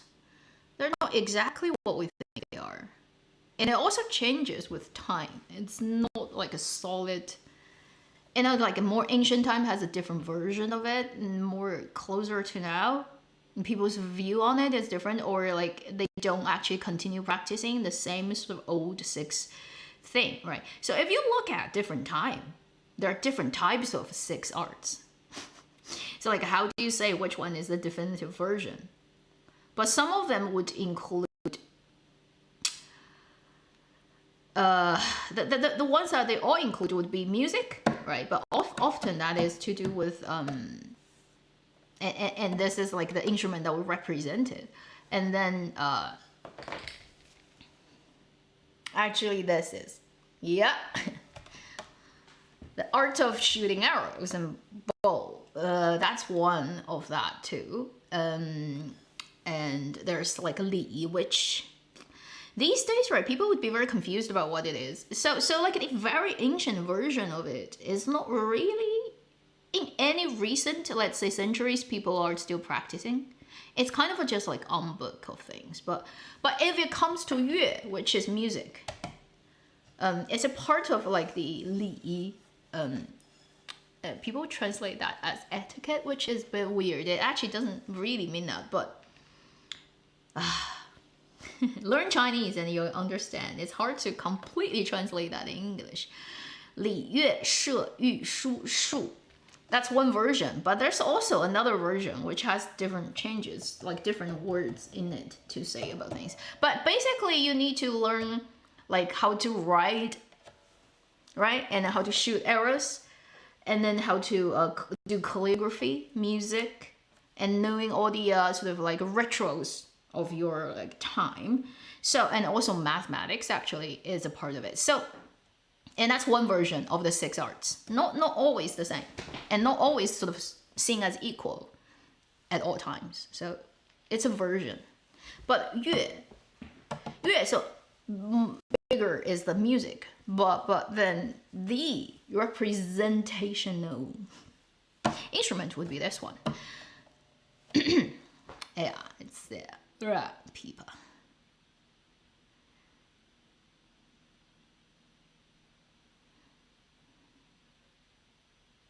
In life, I'm a guqing. You're a quiet, wise person in the background, commenting on existence and on philosophy. Yeah, it's more philosophical, let's just say.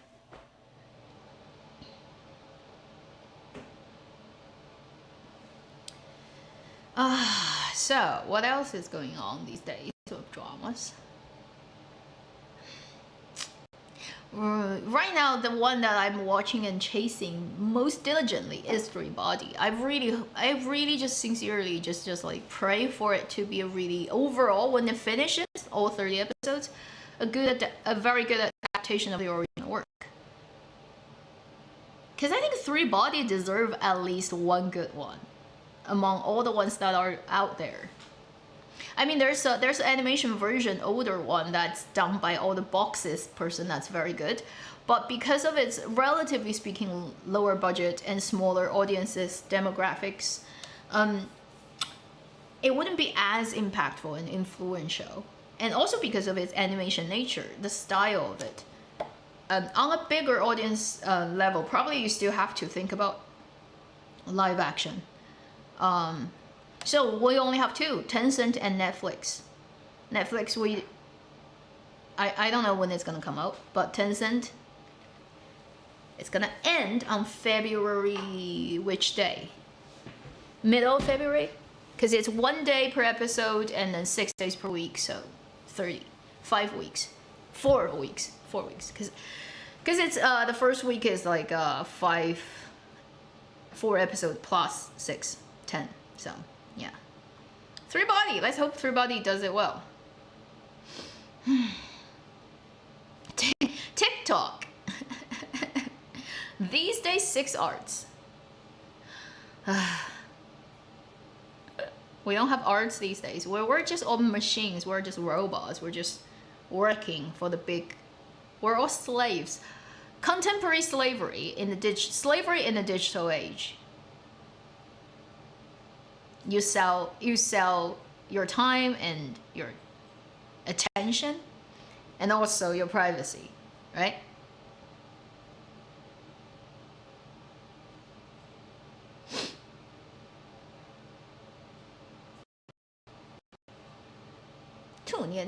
Yes. What should we? Let's see if I get messages. Well, it's already Chinese New Year in China. My head.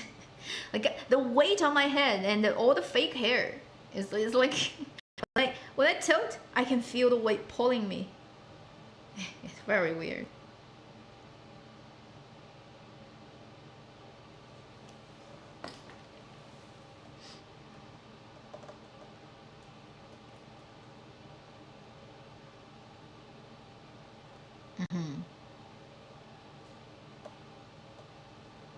I cannot wait for the next couple of episodes of Three Body because they're all gonna be cultural revolution stuff, all in your face. which is like, bring it on. You have to make, like, those parts of the drama really has to be there to justify what happens later. Like, why that character would be picking that, you know, making that choice to change basically the fate of humanity, right? Change the whole planet Earth and the entire solar system's future. She did that one thing that changed everything. And you have to have like a strong enough motivation and reason to make a person do that kind of thing. If you don't actually make that part convincing, none of this, the rest of the whole three body will make sense. So that has to happen. A lot of people were worried about that part never gonna get made, or they were just thinking the drama will not make that part. Well, they were wrong. This drama is gonna film the freaking whole thing. The whole process of like what happened to her and why she eventually decided to push the button. Ha! I can't wait. I cannot wait. Although personally, I haven't lived through a cultural revolution. My parents, they both have, and they were not that, like, they were not kids. They were teenagers and early sort of like 20s people. They're very sort of at the prime age of educated at the time. So they told me so many interesting stories. Thank you, Chunming, for super chat. 开年红包. Okay, I'll get it. Thank you for your red envelope. I highly appreciate that. So I've heard so many interesting stories of cultural revolution, and I have a pretty good idea, even though I personally haven't lived through that. But like at home, like we have like my parents even kept some of the older stuff from back then. It's so funny to look at them. Those like certificates you have and what would be printed on books on the front page on your certificate, like the page in like all those slogans. There's, and even like when you go to like print a photo. So if you take a photo back then and then it gets developed, those were black and white photos that are tiny, and then there will be like those slogans printed on the edge of those photos. That was so funny. They're all like history, and yeah, there are plenty of very ridiculously old photos at home that are from that time, and they've told me stories that are so funny. Epic drama stories. So I feel like it's never far away from me. I've seen in my imaginary eye of what cultural revolution is like, and you know, it's really not something you cannot talk about. People have the weird idea about censorship is just gonna not allow you to see it. I'm like, not really, because it's in history books. If you're in China, you're gonna learn it in history. It's just like they're not gonna show you all the details, because you have to go and research yourself to see, like in the big country, and over 10 years of the whole arc of that movement, what happened. In different locations, different things happen. Different versions of things happen. The severity of the level are like varied from place to place, and then it's just not that simple, right? It's not just like a blanket thing you can just cover and say it's all like the same. Not really. Like different places, different people, very different things happen, and it's overall very complicated and but very interesting sort of like way of looking at human nature when it's under that weird circumstances. So cultural revolution is something that like it's such a wealth of like history, right? If I'm gonna dig into it and make anything out of it. Anyway, so for this drama, right, a lot of people were like, before it even aired, like, they're not gonna film it, they're not gonna tell that part of the story. And well, now you're gonna see it actually got told pretty extensively, which is really cool.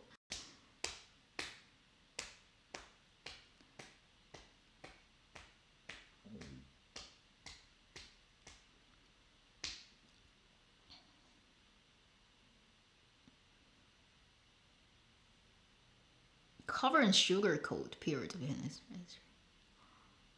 Well, honestly, there aren't that much sugarcoating drama on Cultural Revolution, because first, it's not that many drama are focused on it, and then if they depict it, it's like it's basically it's not like people don't know what it's like. There are a lot of people alive today who have lived through that, so you cannot really fake it. If you fake it, and to turn it into something that really isn't at all, like nobody would really give a shit to that. You know, so when I was growing up, I've seen stuff that like a lot of Chinese older dramas would actually just like very normally film that period if it actually concerns it. And it's just like, yeah, it did happen like that. Like if you get like denounced by like close friends or family, it happens very commonly during that time. So like if a lot of drama would actually have that plot of, or somebody who used to be, you know, at a position of something, and because they're accused of anti-revolution and blah blah blah, you know, they lose their position or they become sidelined in their like organization. A lot of drama have that plot actually, and it's like, yeah, when my parents watched that, they were like, yeah, it's like that. It's really never really in any way sort of like significantly rewritten or anything. No, it maybe it's just like people don't want to talk about it, but when they talk about it, it's like you can't just say it's not what it is, you know. So that's why like I have a pretty good idea about like what things were like. And my parents are, relatively speaking, right, they were not really severely affected by it, because neither of them come from those families that will get targeted. They're both from very, very sort of like normal, common family that doesn't have money. It doesn't have like any connection to any powerful, or like they're not landlords. They're not big businessmen. They're not like connected to foreign people. They're not politically important at all. They're just like little citizens of small cities, and not small cities, but very little, so bottom citizen family. So they don't have trouble, basically. They don't get accused of anything. That's first lucky thing. Both of my parents are from very minor common family. So they wouldn't get in trouble in any of that regard. So, and then my mom, I think she was unlucky in terms of like just at the turning point of her age of being able to go into university. That was the beginning of Cultural Revolution, when all universities closed down. So you cannot get admitted. No new students can get admitted anymore. So my mom couldn't go to university. She's right at the end of like high school. My dad is older, so he managed to got into university before Cultural Revolution closed all university. So he still managed to finish his whole university normally. Yeah, so between them, they have an old university student and then a qiqi. So after Cultural Revolution, the first year of all the new university going back to normal, the 77, which you will see in the drama like a Flowing River, the Wang Kai character, he got into university with quite a bit of struggle, but still did after Cultural Revolution. So pretty much like what happened to my mom. But the different thing with that is Wang Kai's role in that drama is at the right age of him being able to go into university. Whereas my mom basically had waited for 10 years. So she was at the age where she should be going into university, but then didn't. And so after 10 years of waiting of that time, manages to go into university. So when the Qi happened, the 77 year 77, when all the new all the universities start to re-admit students, you have often in a class the situation of 18-year-old and 28-year-old or close to 30-year-old being classmates. They literally belong to the two ends of the university closing and opening. So some of my mother's classmates are 10 years and even more younger than her. And that's a very unique picture in Chinese history of the universities before and after Cultural Revolution.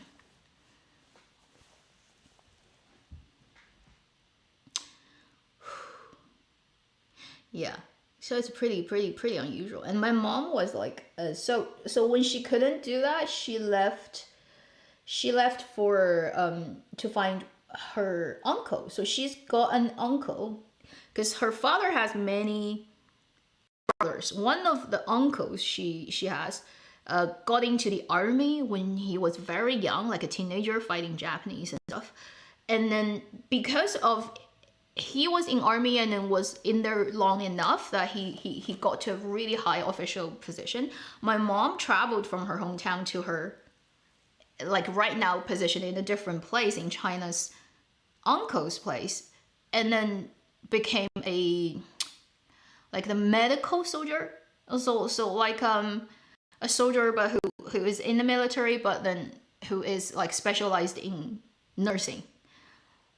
Because Cultural Revolution started to happen and she couldn't go to school, so she goes to look for her uncle, and then in that army where he is based, she got into the army and working as a nurse for many years until the end of Cultural Revolution, where it's possible to apply to university. And the funny thing is, my mom actually initially wanted to apply for a law school. She wants to be a lawyer. But when 77 first like a year of like readmitting students, there was no law school in China at the time actually admitting new students.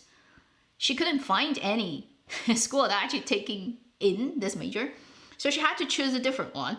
And she was like, okay, so I've been a medical nurse for how many years? So she decided to go and study medicine.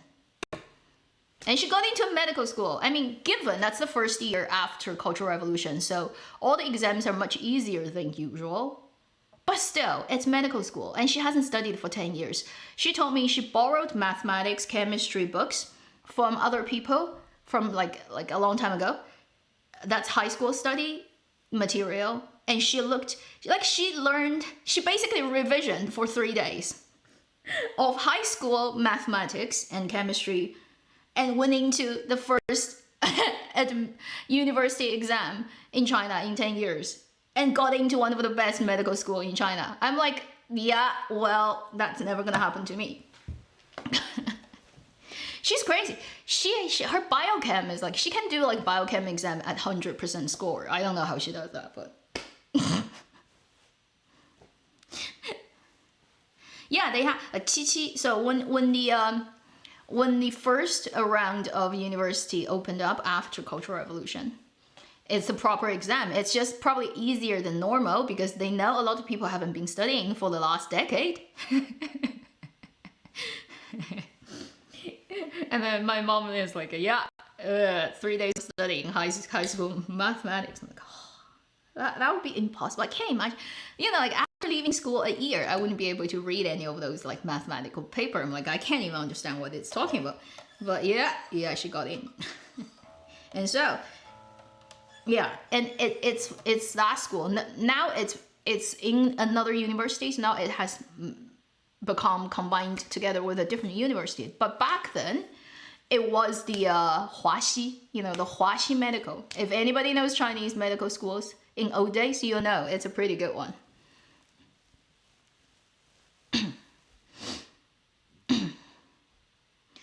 The Sichuan-based one. So,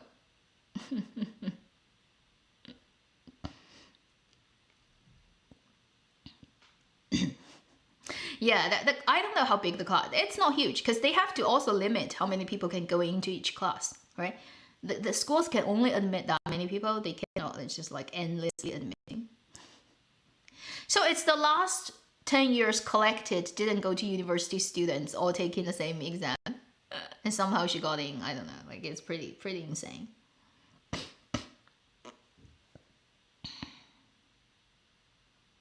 Yeah, so Cultural Revolution. My parents told me a story which is really funny.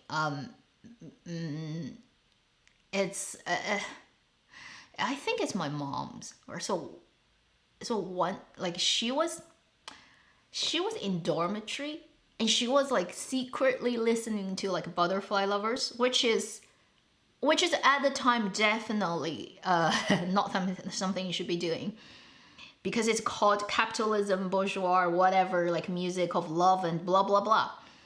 And I think she told me it was like she's in, like she's covered in her bedding and then secretly listening to it, and then got found out by the people who are on patrol. But the funny thing is the person who is on patrol is also like a fan of the music. So when they found her, they were like, keep it low, you know, like don't let other people hear it. Next time you just hide it better. So it was really funny. It's like my mother was like, oh shit, I got found. And then the person is like, come on, you should hide it better. And so like she told me that, I was like, oh, this is so ridiculous. I mean, it could get you into big trouble, but she didn't. It was like, she's lucky. So one of those things. Yeah, Huaxi was hard to get. And most of her classmates, the funny thing is, most of her classmates or the people in the same year as she was, like over half of those older, the half of those students these days are in America. Because after they went to university in the 80s, a lot of Chinese people immigrated to America. And they are like ended up being medical professors at different universities. So her university chat group these days on WeChat, that's like her whole class or whole year of Huaxi. Like half of those older, like half of those grandpa and grandmas now are like in America. They were like medical professors in all kinds of like hospitals and universities. It's really funny, like how the world changed over this time. Yeah. My mom was what? Well, think about that. She was probably at high school and age when it started. Afterwards, 77 she got in, so close to 30, pretty much.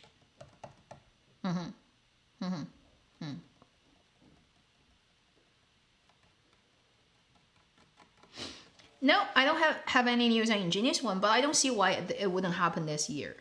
Like, I think it will soon happen after this first round of spring Chinese New Year, spring festivals of outlet of dramas. It would come out. Oh, I just got something from my friend. Oh my god. I'll show you the picture, she said, and you'll understand if you know. Anybody who's ever had the milk candy big white rabbit, you know this. My friend just sent this to me. They're really good. If you haven't tried, go to a Chinese supermarket and find big white rabbit milk candy. Focus on me. Panasonic, wake up. It's on autofocus, but they can't see me. You see, like how bad it is?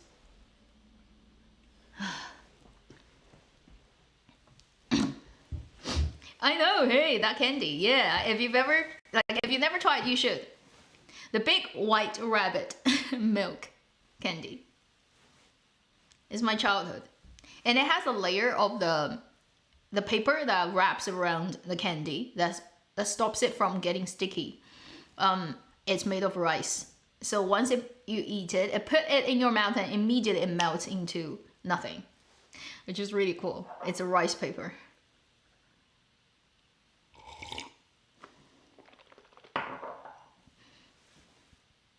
As beverage, I've heard like the early version of that milk candy, you can put 3 candies and pour hot water into a cup and it will make it into almost like milk because it's really condensed. But then these days it's no longer that condensed, so it wouldn't work. But back in the Chinese 1990s 80s version, 3 of those candies can give you a cup of milk.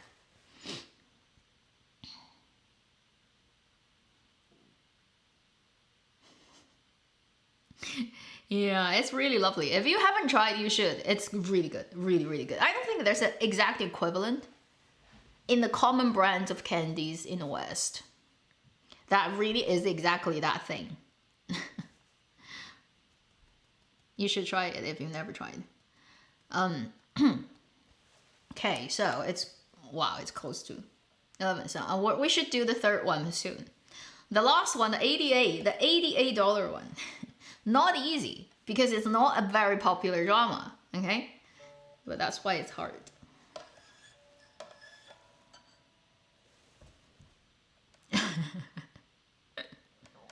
It is so sweet. Well, all candies are sweet. They're candies.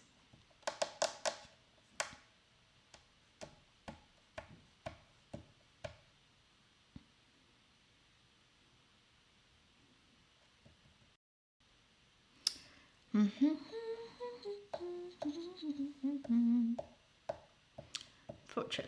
Yeah, I don't really have most wanted watch one because I keep my expectation as reasonable. The thing is, we do not know enough information about each drama, so it's very hard to predict beforehand. There are so many things that can work against or for it, even timing, which you cannot control. But timing is so important, right? We have to recognize that when it happens at the right time. It pretty much every super popular drama in recent years in Chinese drama land, if you look back, they all had great luck when they aired. It runs into certain things, certain gaps, or certain like coincidental things with other things. Like that is like one of those things that you can only hope for. You cannot just predict what is gonna work or not. So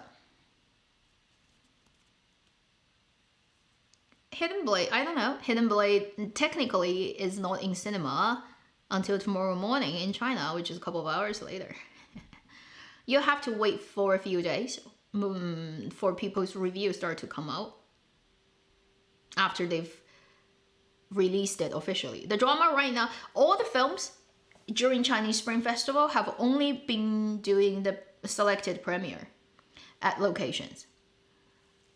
They haven't fully, right, just got released, which would be tomorrow morning in China. Right now in China, it's like midnight, close to 1 o'clock, Chinese New Year Day. So everybody's sleeping. Unless crazy people go into cinema now to watch, and there are actually cinemas that are crazy enough to like show them, right?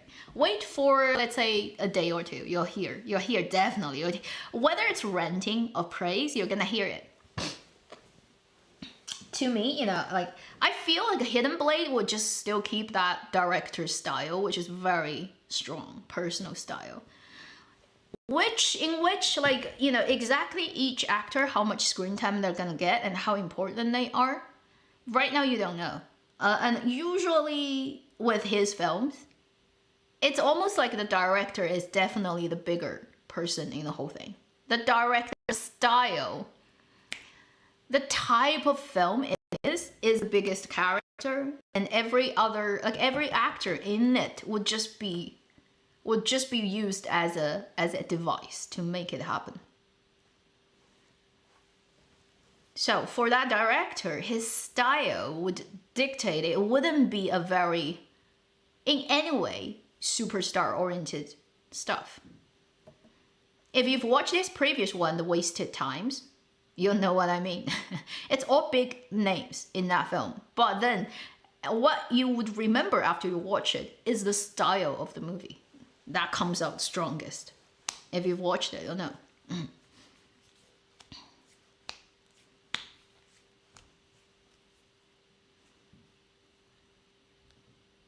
豆瓣, yeah, 豆瓣 is more like IMDb. We don't really have a Rotten Tomato in terms of like working the same way. But often you would have definitely softwares that actually update real-time box office of all the film's performance. So you can actually see how much money every film makes real-time, pretty accurately in China.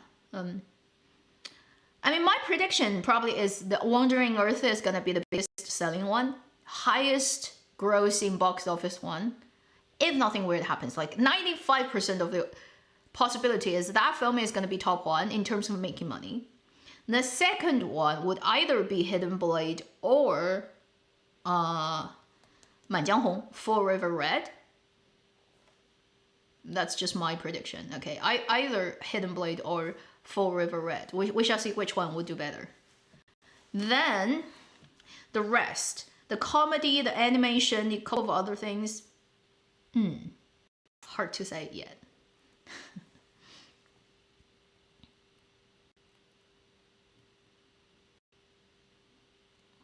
visiting relatives. The thing is, how many people still have that many relatives? After a whole generation of people like that are mostly single kids, right? You're gonna have a breakage in the whole visiting relatives situation. Well, I mean, I never lived in a big family because my parents, because like I said, they went to university in weird ways, right? And then they ended up working in places that are very far from their hometown, thousands of kilometers. So my family is like a nuclear family in a way that my parents and me, that's it, 3 people.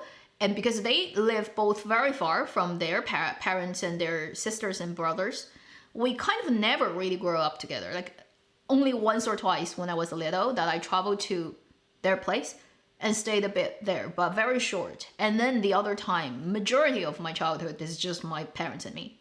So I never had to suffer visiting relatives during Chinese Spring Festival because they're not around. And my parents are too busy. They can't travel either. You know, like my mother like was at hospital. You know, like a hospital have shifts and you have night shifts and it's a weekly thing, right? This week you're Monday, next week you're Tuesday.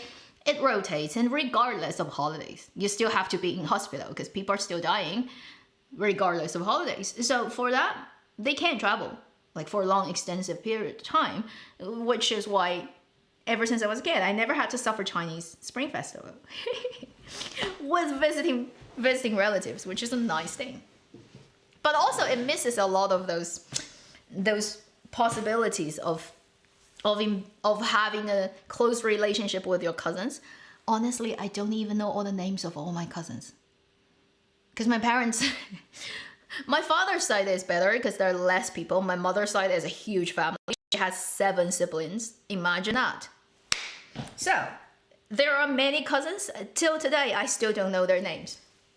I can't even tell which one comes from which uncle or aunt. Literally, it's funny. I know. But like, yeah, who is your parents? What's your name? How old are you? I can't even remember how many girls and boys, right, are the cousins. Like, can't even, that's how bad it is for me, the situation. Very not Chinese, like, let's just say.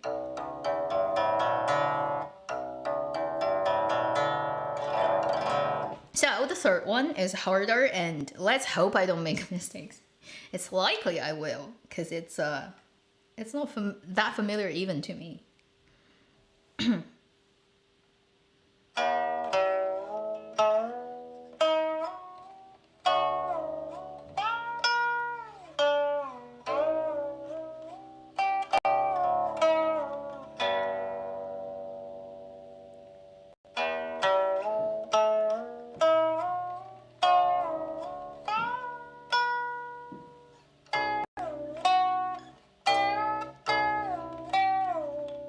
Sorry, not familiar, that's the problem.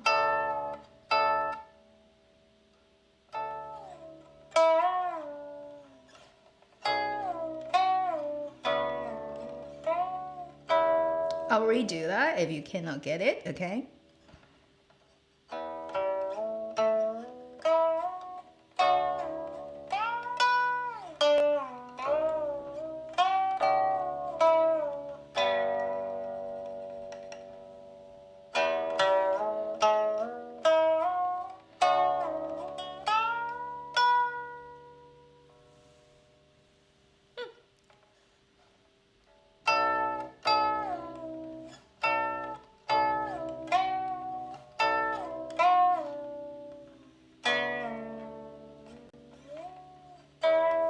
The last part is a bit messed up, but the first part is right.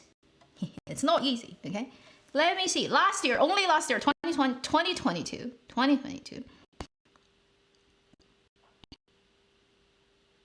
I know not many people would be able to tell this one because it's not that popular drama. Okay, let me try to see if anybody has typed it right? Just to make sure I'm not making a mistake here.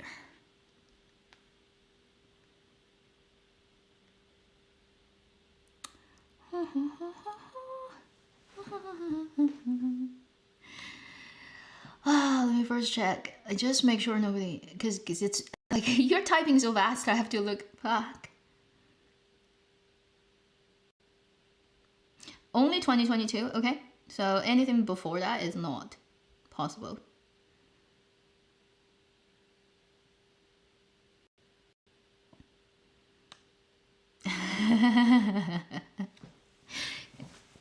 Let me see if I can jog your memory.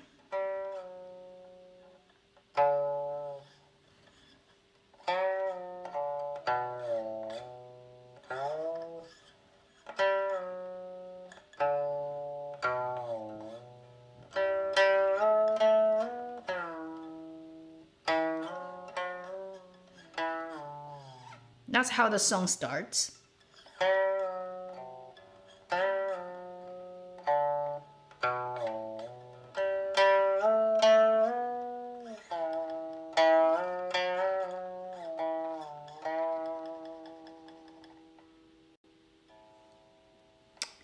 Anybody?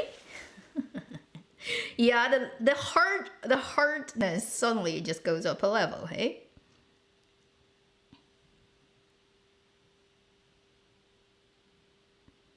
Nope, nobody is right yet. Is it really that hard?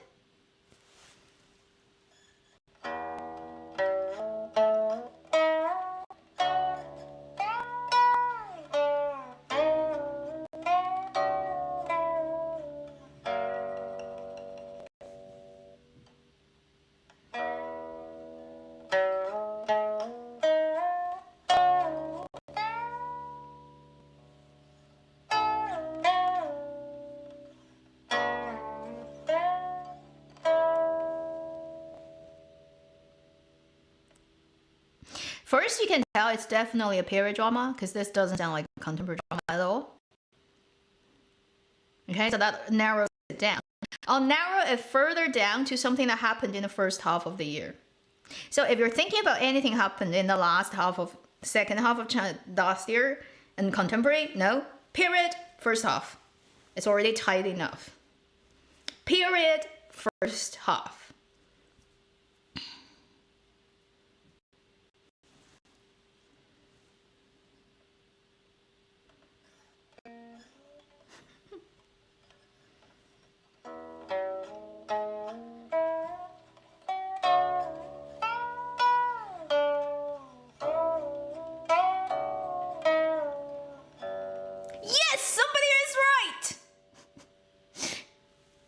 Finally, there's one right person.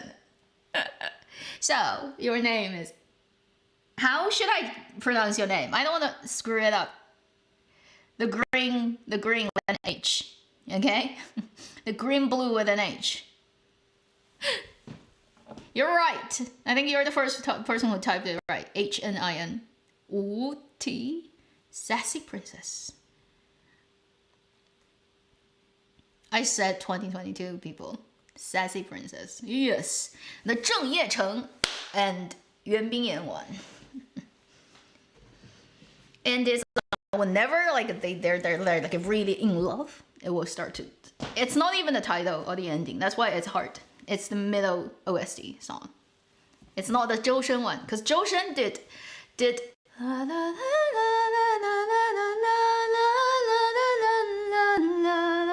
So that's the Zhou Shen one. But there's a lady one in the drama.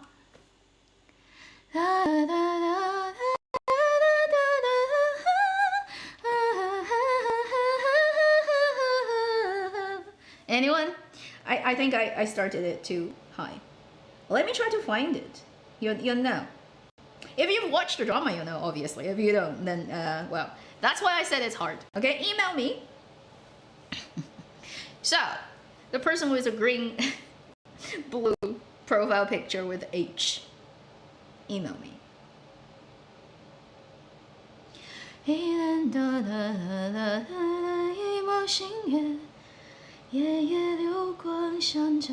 That song.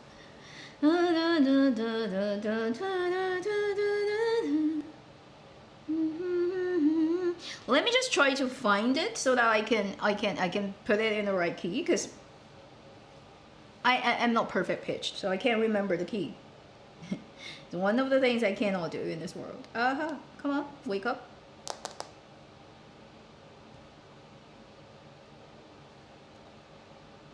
Yeah, so if you haven't watched it, that's why, right? I said it's harder to get. And it's not your fault, okay? People, it just happens.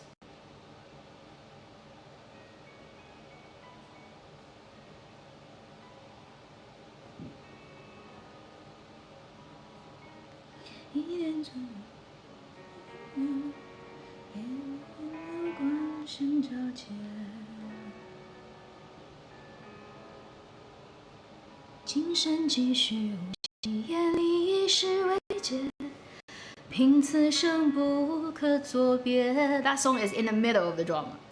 I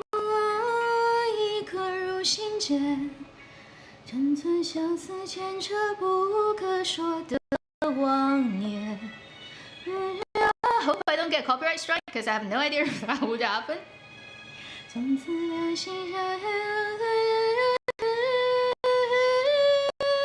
Thank you for super chat, Moonstar. 新年快乐，万事如意. Yeah, highly appreciate that. Thank you for super chat. 缓缓岁月，执手相拥，写作誓言。莫问归路，只求一生能与你并肩。So it's that song. If you haven't heard of it, it's fine because you probably haven't watched the drama. The thing is, if you've watched the drama, this song is everywhere. It's like constantly playing in this drama all the time. So it totally is like if you've actually watched it, you probably remember. I picked the hard one, so it's not your fault. My email, like you can see it in my channel about. There should be an official email, but if you, it's hello@avenuex.ca, so it's Canada CA avenuex.ca and hello. So pretty easy. But if you're not sure, go to the official page, the web page, right, of YouTube. Go to about. There should be an email address under there. Yeah. And even like I think if you go to my website and just do contact, it should also happen. Well, you can also send me stuff on Discord, but like if you email me, it will be easier for me to like basically. I don't check Discord all the time. That's the thing. If you email me, for sure it's in my mailbox. It will be easier for me to organize it and see where it is, that type of thing.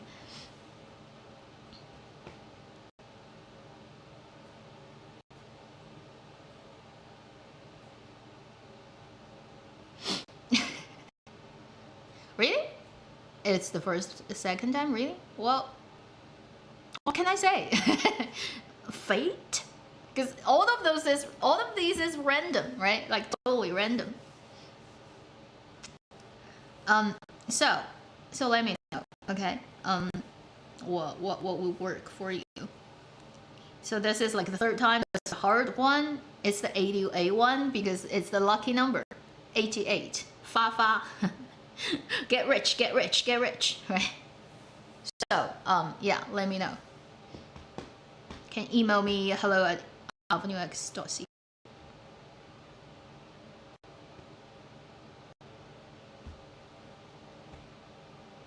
I'm not a fan of that drama because the drama is pretty stupid, but I have no problem of looking at Jung Ye-chun. Particularly when he fights. Although that drama's fighting is not so well filmed, it could be much better. Yeah, but it's a low budget, I'll give it. Rabbit means. Rabbit doesn't mean anything. Rabbit is just rabbit. Zodiac animals. They have to pick some animals for it. I mean, there are all kinds of saying about, you know, when you're born in the year of rabbit, you have like this character, that character. But come on, you can't lump some people into a whole year and say they're all like that. It does not make sense, right? It's much more finer. You have to like detail it down to every person's particular configuration.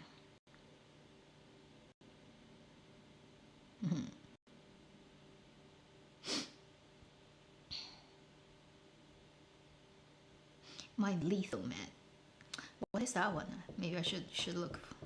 I know like right now like there's a Netflix, not right now, it just finished. I think Netflix has a really good Korean drama, like the revenge one, that they just put a stop right at the end of like wait for the next season. which I really hate. I hate for dramas to do that. The Song Huixiao led one. I know it's very popular. A lot of people are talking about it. Maybe one day if I have time I'll check it. But the thing is, right now, a festival, New Year. You know, I don't want to. I don't want to look at the theme of like bullying and revenge yet. I'm not in that mood. Yeah, it feels too dark right now.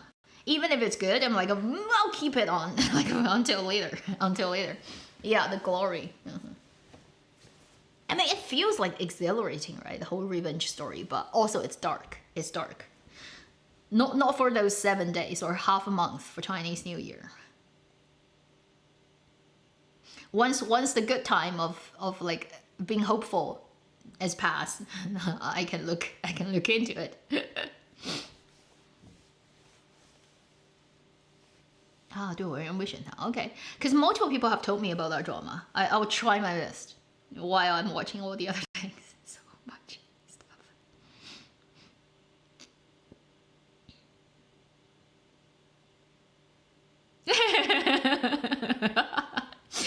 Yes, Adam, you're right.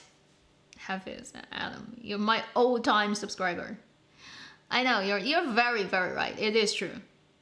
Meet Yourself has that song running, and I can put it in your head now, which I don't think he wanted me to do it.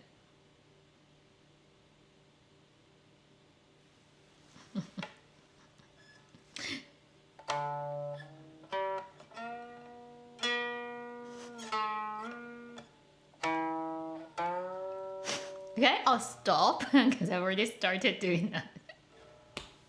It's a nursery song. It's cute, but if you keep playing it... Actually, I think for that song, the best thing they should do is they do multiple versions, right, with different instrument, and there can be a version that has people singing, but most of the other versions would not. They'll use different instrument, it's just pure music, and if they use it in that way, it'll be much more subtle and probably working better. But they keep having the kids singing it. I'm like, yeah, it's cute, but stop. Okay, you can't just keep singing nursery all the time. So, I agree with you.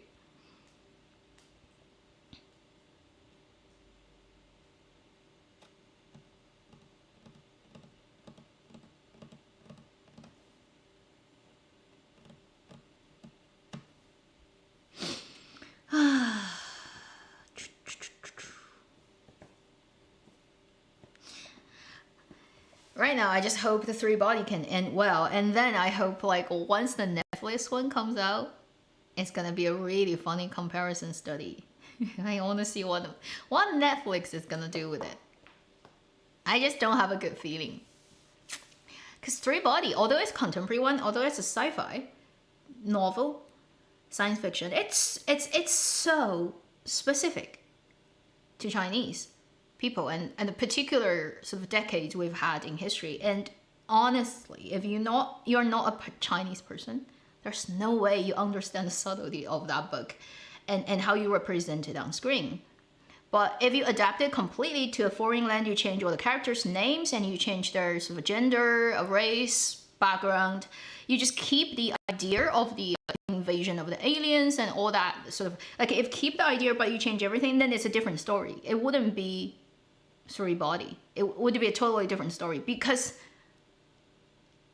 although it doesn't look like it's a period drama that is like superficially Chinese in its costume and looks, the ideas in it, there's so many subtleties and details. That's only Chinese people can get it, what it is. And so once you take it out of that land and the earth, that soil, that base, it's a totally different thing. So Netflix, when it does it, it would not be a Chinese story anymore. No way. They can't do it. No. It will be a completely different story. So I will look at it as a totally different thing from the original book. And even if they have like Chinese characters, right? And then they also have like the Cultural Revolution background story probably done, because I can tell from the costumes of the actors. I'm already ready to laugh at how bad Netflix is gonna do Cultural Revolution. It's just everything is gonna be wrong, from set design to like all the production design side of things, and the atmosphere and people's, even like the whole sort of like the mental state of people and what they look like and then the way they talk, all will be wrong, and it will be very fun. It will be very fun. Okay, I can't wait. I'm ready to just have fun with it. It's so subtle that basically if you're not Chinese and you're also like not growing up in China, like you can be ethnically Chinese, but if you're not like, you know, brought up in China, you also would not have any idea about how to represent that. It's too subtle. Anyway, can't wait. Excited. So excited. It will be a different thing. It will just totally different. I'll look at it from a different angle. Yeah, it's the same thing. It's like when China builds all those fake palaces, fake foreign culture architecture. You know, there was once a really popular thing, no longer exists in China, but when I was little, there was a kind of theme park in a lot of cities called the World's Theme Park, where they would put pyramids next to Eiffel Tower, next to the Colosseum, all miniature, like all like 1 to 4 or like 1 to like 10, like small scale models, and all lump sum into one place, and you go and like it's a theme park and you take photos with those foreign architecture. It's really ridiculous, but when I was little, it's a popular thing. Every city has one. I even have ridiculous photos of me as a kid standing next to like a baby Eiffel Tower. So it's like that. It's like the Chinese people faking ancient other or even modern other countries' culture and buildings and you know, like put it in one place. Or building a spa that looks like it comes from ancient Rome, like it's like a popular thing a long time ago. It's the same thing. It's funny, okay? Like Vegas, probably worse than that. But in Vegas, yeah, well, yeah, kind of. So basically, my expectation of Netflix is like that. It's like they are gonna do a story that just gonna look. It's just gonna appear to be funny to Chinese people, and that's entertainment. I can't wait. I can't wait. Really? UK has them? Well, UK has some ancient, like I know, like in not ancient, but older times in the UK, there was, even in the West, or like in France, in Europe, there was a whole wave of like building other exotic architecture and stuff into their own garden and landscape, right? And there was a time when the Chinese element was really popular in England, so they built a lot of those really not authentic Chinese architecture into gardens, or the wallpaper or the interior decor was a period in Europe where, like in France and also in England, they have like so many Chinese things. They're all very fun. I think when I was like studying landscape architecture, we talked about that for a couple of like really famous places in the UK.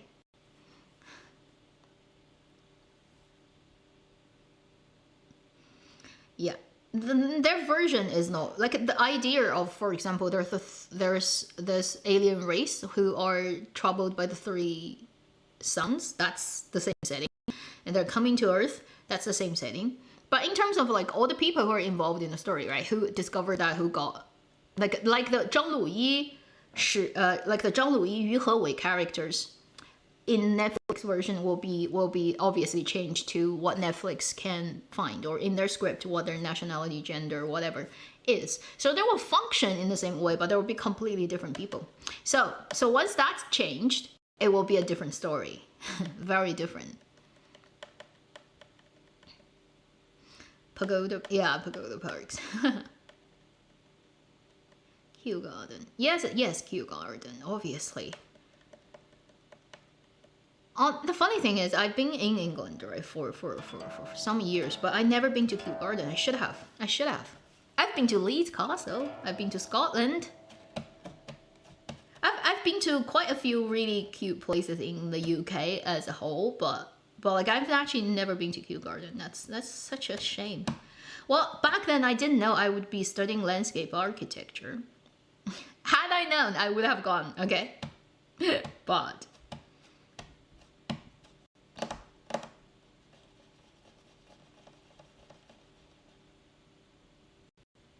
really, how interesting. Why is in Mexico in the 70s particularly? Is that like the trend for this? In the 70s, suddenly everybody just wants to put Chinese looking things. What started that trend? Usually there has to be like a motivation of doing that, right? Like one reason to start it all.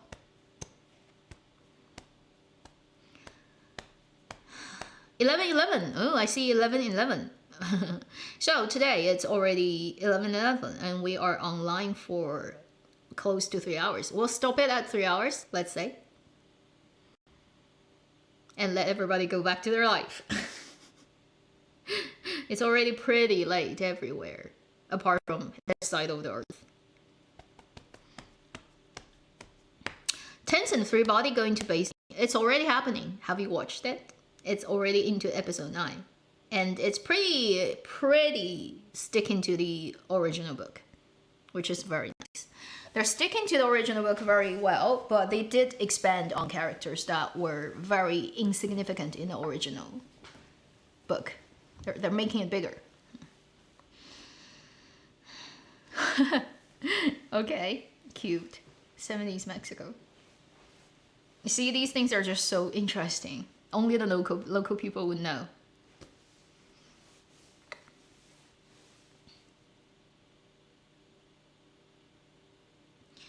Kensington Palace Garden. Holland Park. I haven't been there either. Yeah, I've actually lived in London, but I hardly go to any places. Well, given that during the time I was working, so not like I can have that much time. I was very close. In London, I was once very close to Portobello Market. And then there was once I was very close to the Waterloo IMAX. I literally live behind, like the circular IMAX building. I can walk out of my place and like in half a minute, I'm in front of the Waterloo IMAX circular theater. So I lived there, and then I also lived very close to Portobello. I can walk to Portobello on a weekend. All very central London. In a very short period of time, but I've lived there.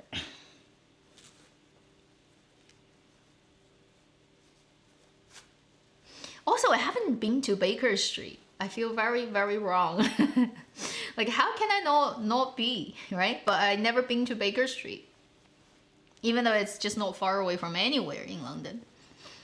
Is that, huh? Again, back then I didn't know Sherlock would happen. Because it happened years later. Back then, Benedict Cumberbatch wasn't famous yet. And then when I went to university, I was somewhere very close to Stowe. If you know Stowe School in England, one of the public schools, I was very close to Stowe, and that's the school that Henry Cavill went to. Superman went there, and I only like once was like a friend of mine, like we were going somewhere and drove past Stowe, and they have like this huge lawn in front of the building. I still remember what it looks like when the car goes by and you see that lawn and you see the building at the end. I'm like, wow, this was like an expensive place. And they were like, that's a public school. I'm like, oh, okay. So that's the closest I've ever been to to Henry Cavill's school. But it's very close. It's like less than 20 minutes drive even, like from where I was. I didn't know that before it happened. I'm like, oh, okay. And then after that, like a couple of years later, I found out about the existence of a really good-looking British actor named Henry Cavill.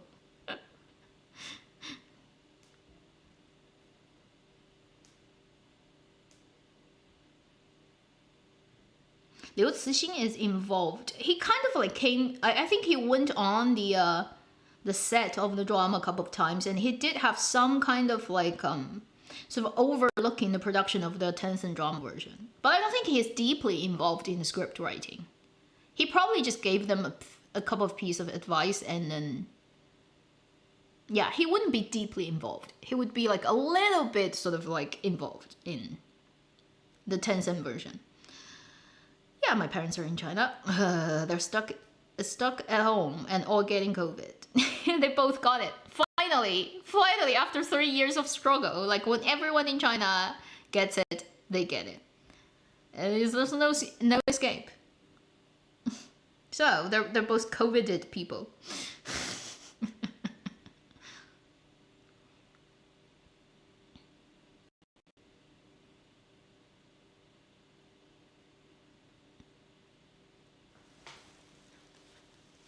Benedict Wong. Who does Benedict Wong plays? Does he play the policeman? Does he play like Yu Hou with Rao? Because that's like the direct like first impression I would have is like they probably pick him for that role. Yeah. Well, everyone in China pretty much gets it now. Like I feel like at least 70 to 80% people have it or had it already. It's worse than normal cold in their opinion, but then right now they're just like not very, they just still haven't recovered fully the appetite thing, but everything else kind of is like normal. And then again, like I think both of them had like 2 shots of the Chinese vaccine, so probably that would help a little bit, but it's been over a year, so like how much antibody you have right after over a year, it probably is non-existent anymore. So yeah. Don't feel sorry. Thank you for everybody, but it's almost expected, because at the density of how people live in China, the kind of like buildings they have, right, the high-rise apartment buildings, it's just like no escape. If one person catches it, everybody in the whole building is gonna get it, because you have connected pipes, and even though you try your best to block that, it eventually is gonna leak in, because it's everywhere. You cannot 100% just stop every particle from entering your place, because it's all coming from up and down and sideways and everywhere, so you're gonna get it eventually. So everybody I know in China, pretty much, like there's only 1 or 2 persons I know who haven't got it yet. Like everyone else has got it. Either they're super lucky or they're just super immune. Otherwise, you're gonna get it. Oh, I feel so sorry for the people who've got it twice, Francis. Nasty.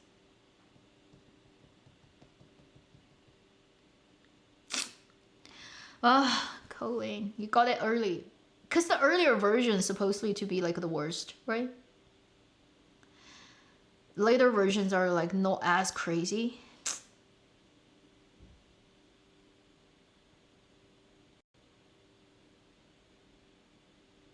Yeah, because this thing is it has so many variants and it keeps mutate. So every time it mutates, it may be like basically your previous vaccine is no longer working and you're gonna get it. There's no end to it. It's just gonna keep doing that.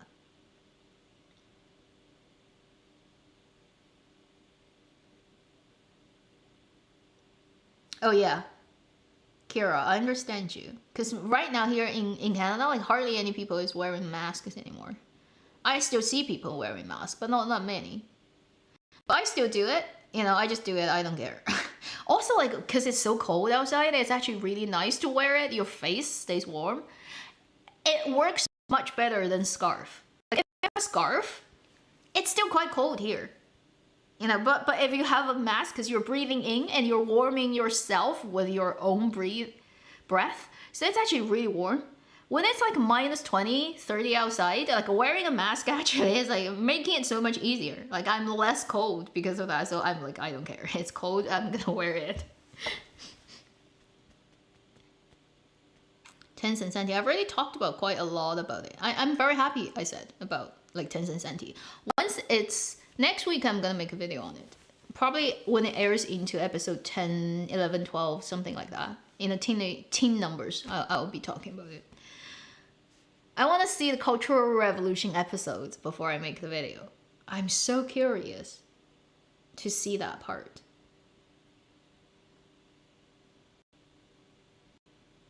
Brown, stay strong, stick there. You may be the last one. I mean, some people may be super immune, because a friend of mine who works at National Performance Center in China, which is the epic building right next to Tiananmen, that is like a dome, like an egg sitting on the water, that very famous theater.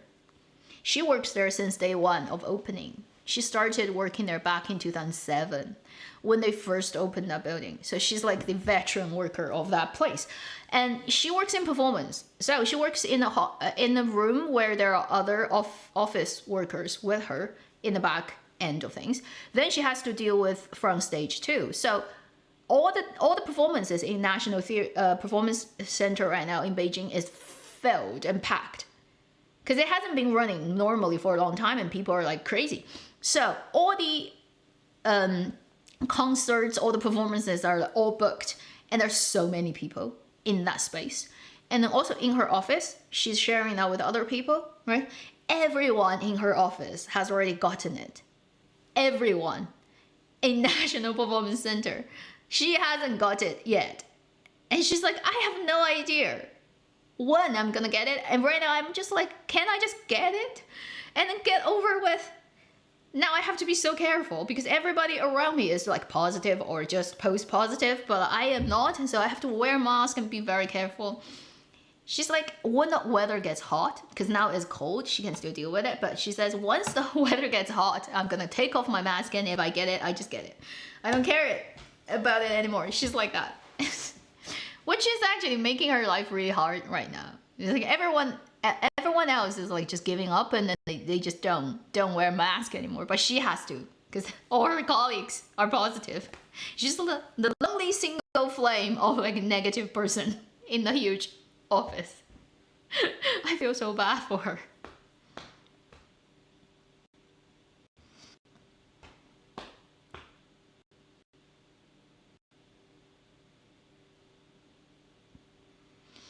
Yeah, I still advise, if you have a choice, still keep wearing masks and stuff. And spray things down.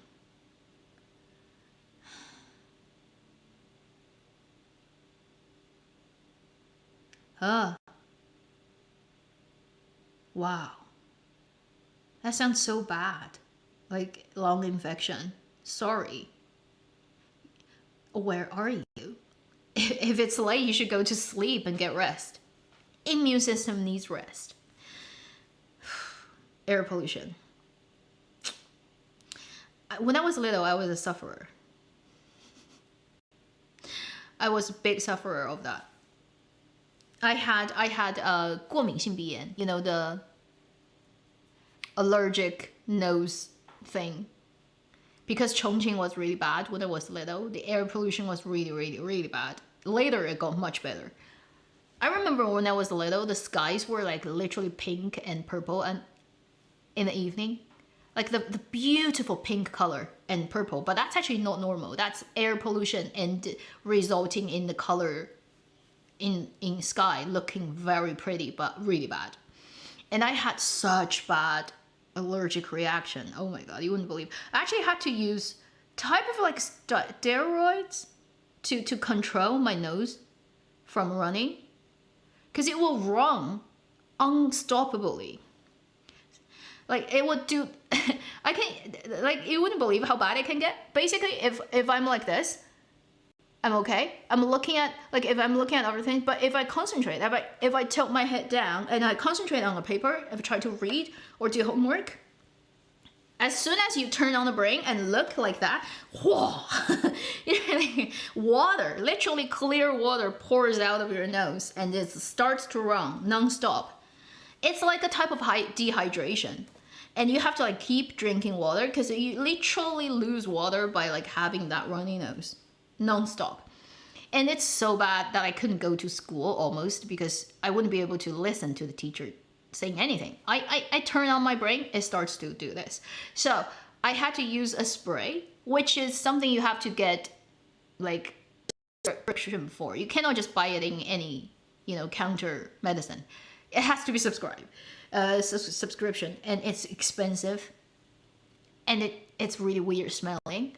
But when you do that, it will stop it, kind of numb it for a couple of hours, and then it will start again.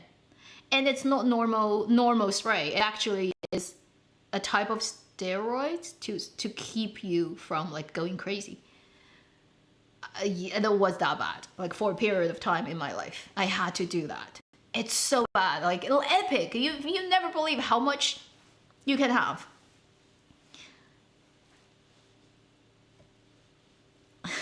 Like you can have like a pile of tissue build up next to you in an hour. It's like a mountain.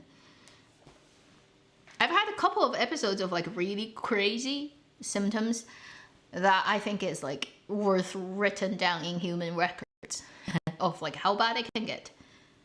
I managed to have a really bad episode during a physics class in my middle school. Like that would be probably in your equivalent, like 8th grade or 9th grade kind of class.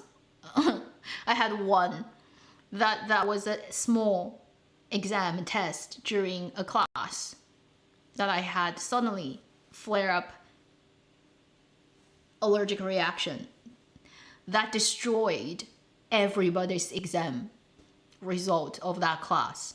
Everyone scored very poorly during that exam in that whole classroom because I sneezed so loudly every 3 seconds through the 40 minutes of class. Think about a person sneezing every 3 seconds continuously for 40 minutes. You're sitting in the same room doing an exam. What can you do? So I destroyed everybody's exam. And I was like, there's nothing I can do. I can't stop it. So that was my world record. And I can tell you what happens if you keep sneezing for 40 minutes nonstop. What will happen is your muscle will lose all its function and strength. You cannot stand up. After you've sneezed for 40 minutes, you're gonna be like paralyzed. So I was basically unable to move and stand up from my chair for 2 hours after that. And a friend of mine has to go to the like our school's, what would you call, canteen, to get food for me, because I couldn't go there myself. I couldn't walk. I couldn't stand up. I was just sitting there, and like, I can't stand up. I basically used up all the muscle strength I had for the 40 minutes of sneezing. So if you've ever, if you've never tried, you never know. That's what happens to human bodies. I wouldn't wish that on anyone. But it's quite incredible. It's quite incredible. You never know you can do that, right? But it happens. So if anybody wants to put that into writing of their novel, say somebody sneezed for an hour nonstop, this is what would happen. So they will not be able to move.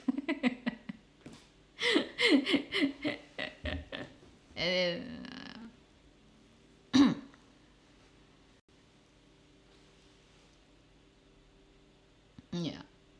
It's so weird. I don't know. Like these things. Extreme level. We're almost at 3 hours. Already at 3 hours. So, at the end of the live stream, hope everyone will have a great new year. Year of Rabbit. I hope the rabbit will treat you kind. The rabbit will be nice.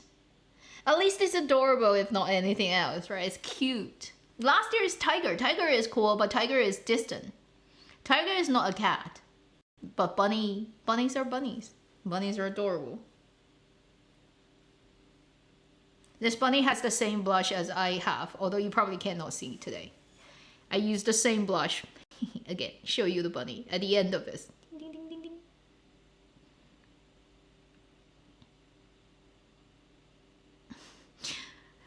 Although I probably will never do this type of 融化 again because they're so hard. The ball is very hard to make. It's much harder than I thought. And also because the particular soak I have is not actually designed for balls.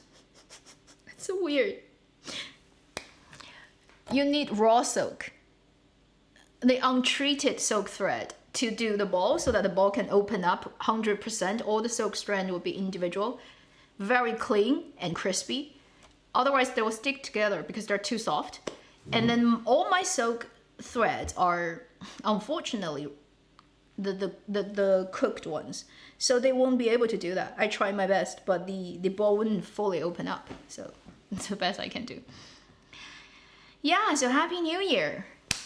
Right, some of you are already in the year of rabbit, where you are on planet Earth. Some of you are still waiting for it, but soon it will be for everyone. Year of the rabbit. Hope you are enjoying this year. It will be a good year, and let's hope we'll have many good dramas. Fingers crossed. Bunny, bunny, bunny. Happy, happy, happy. Okay, take care. See you in my next video. Oh, and people, obviously, if you got the giveaway, email me. Don't forget to email me. Okay.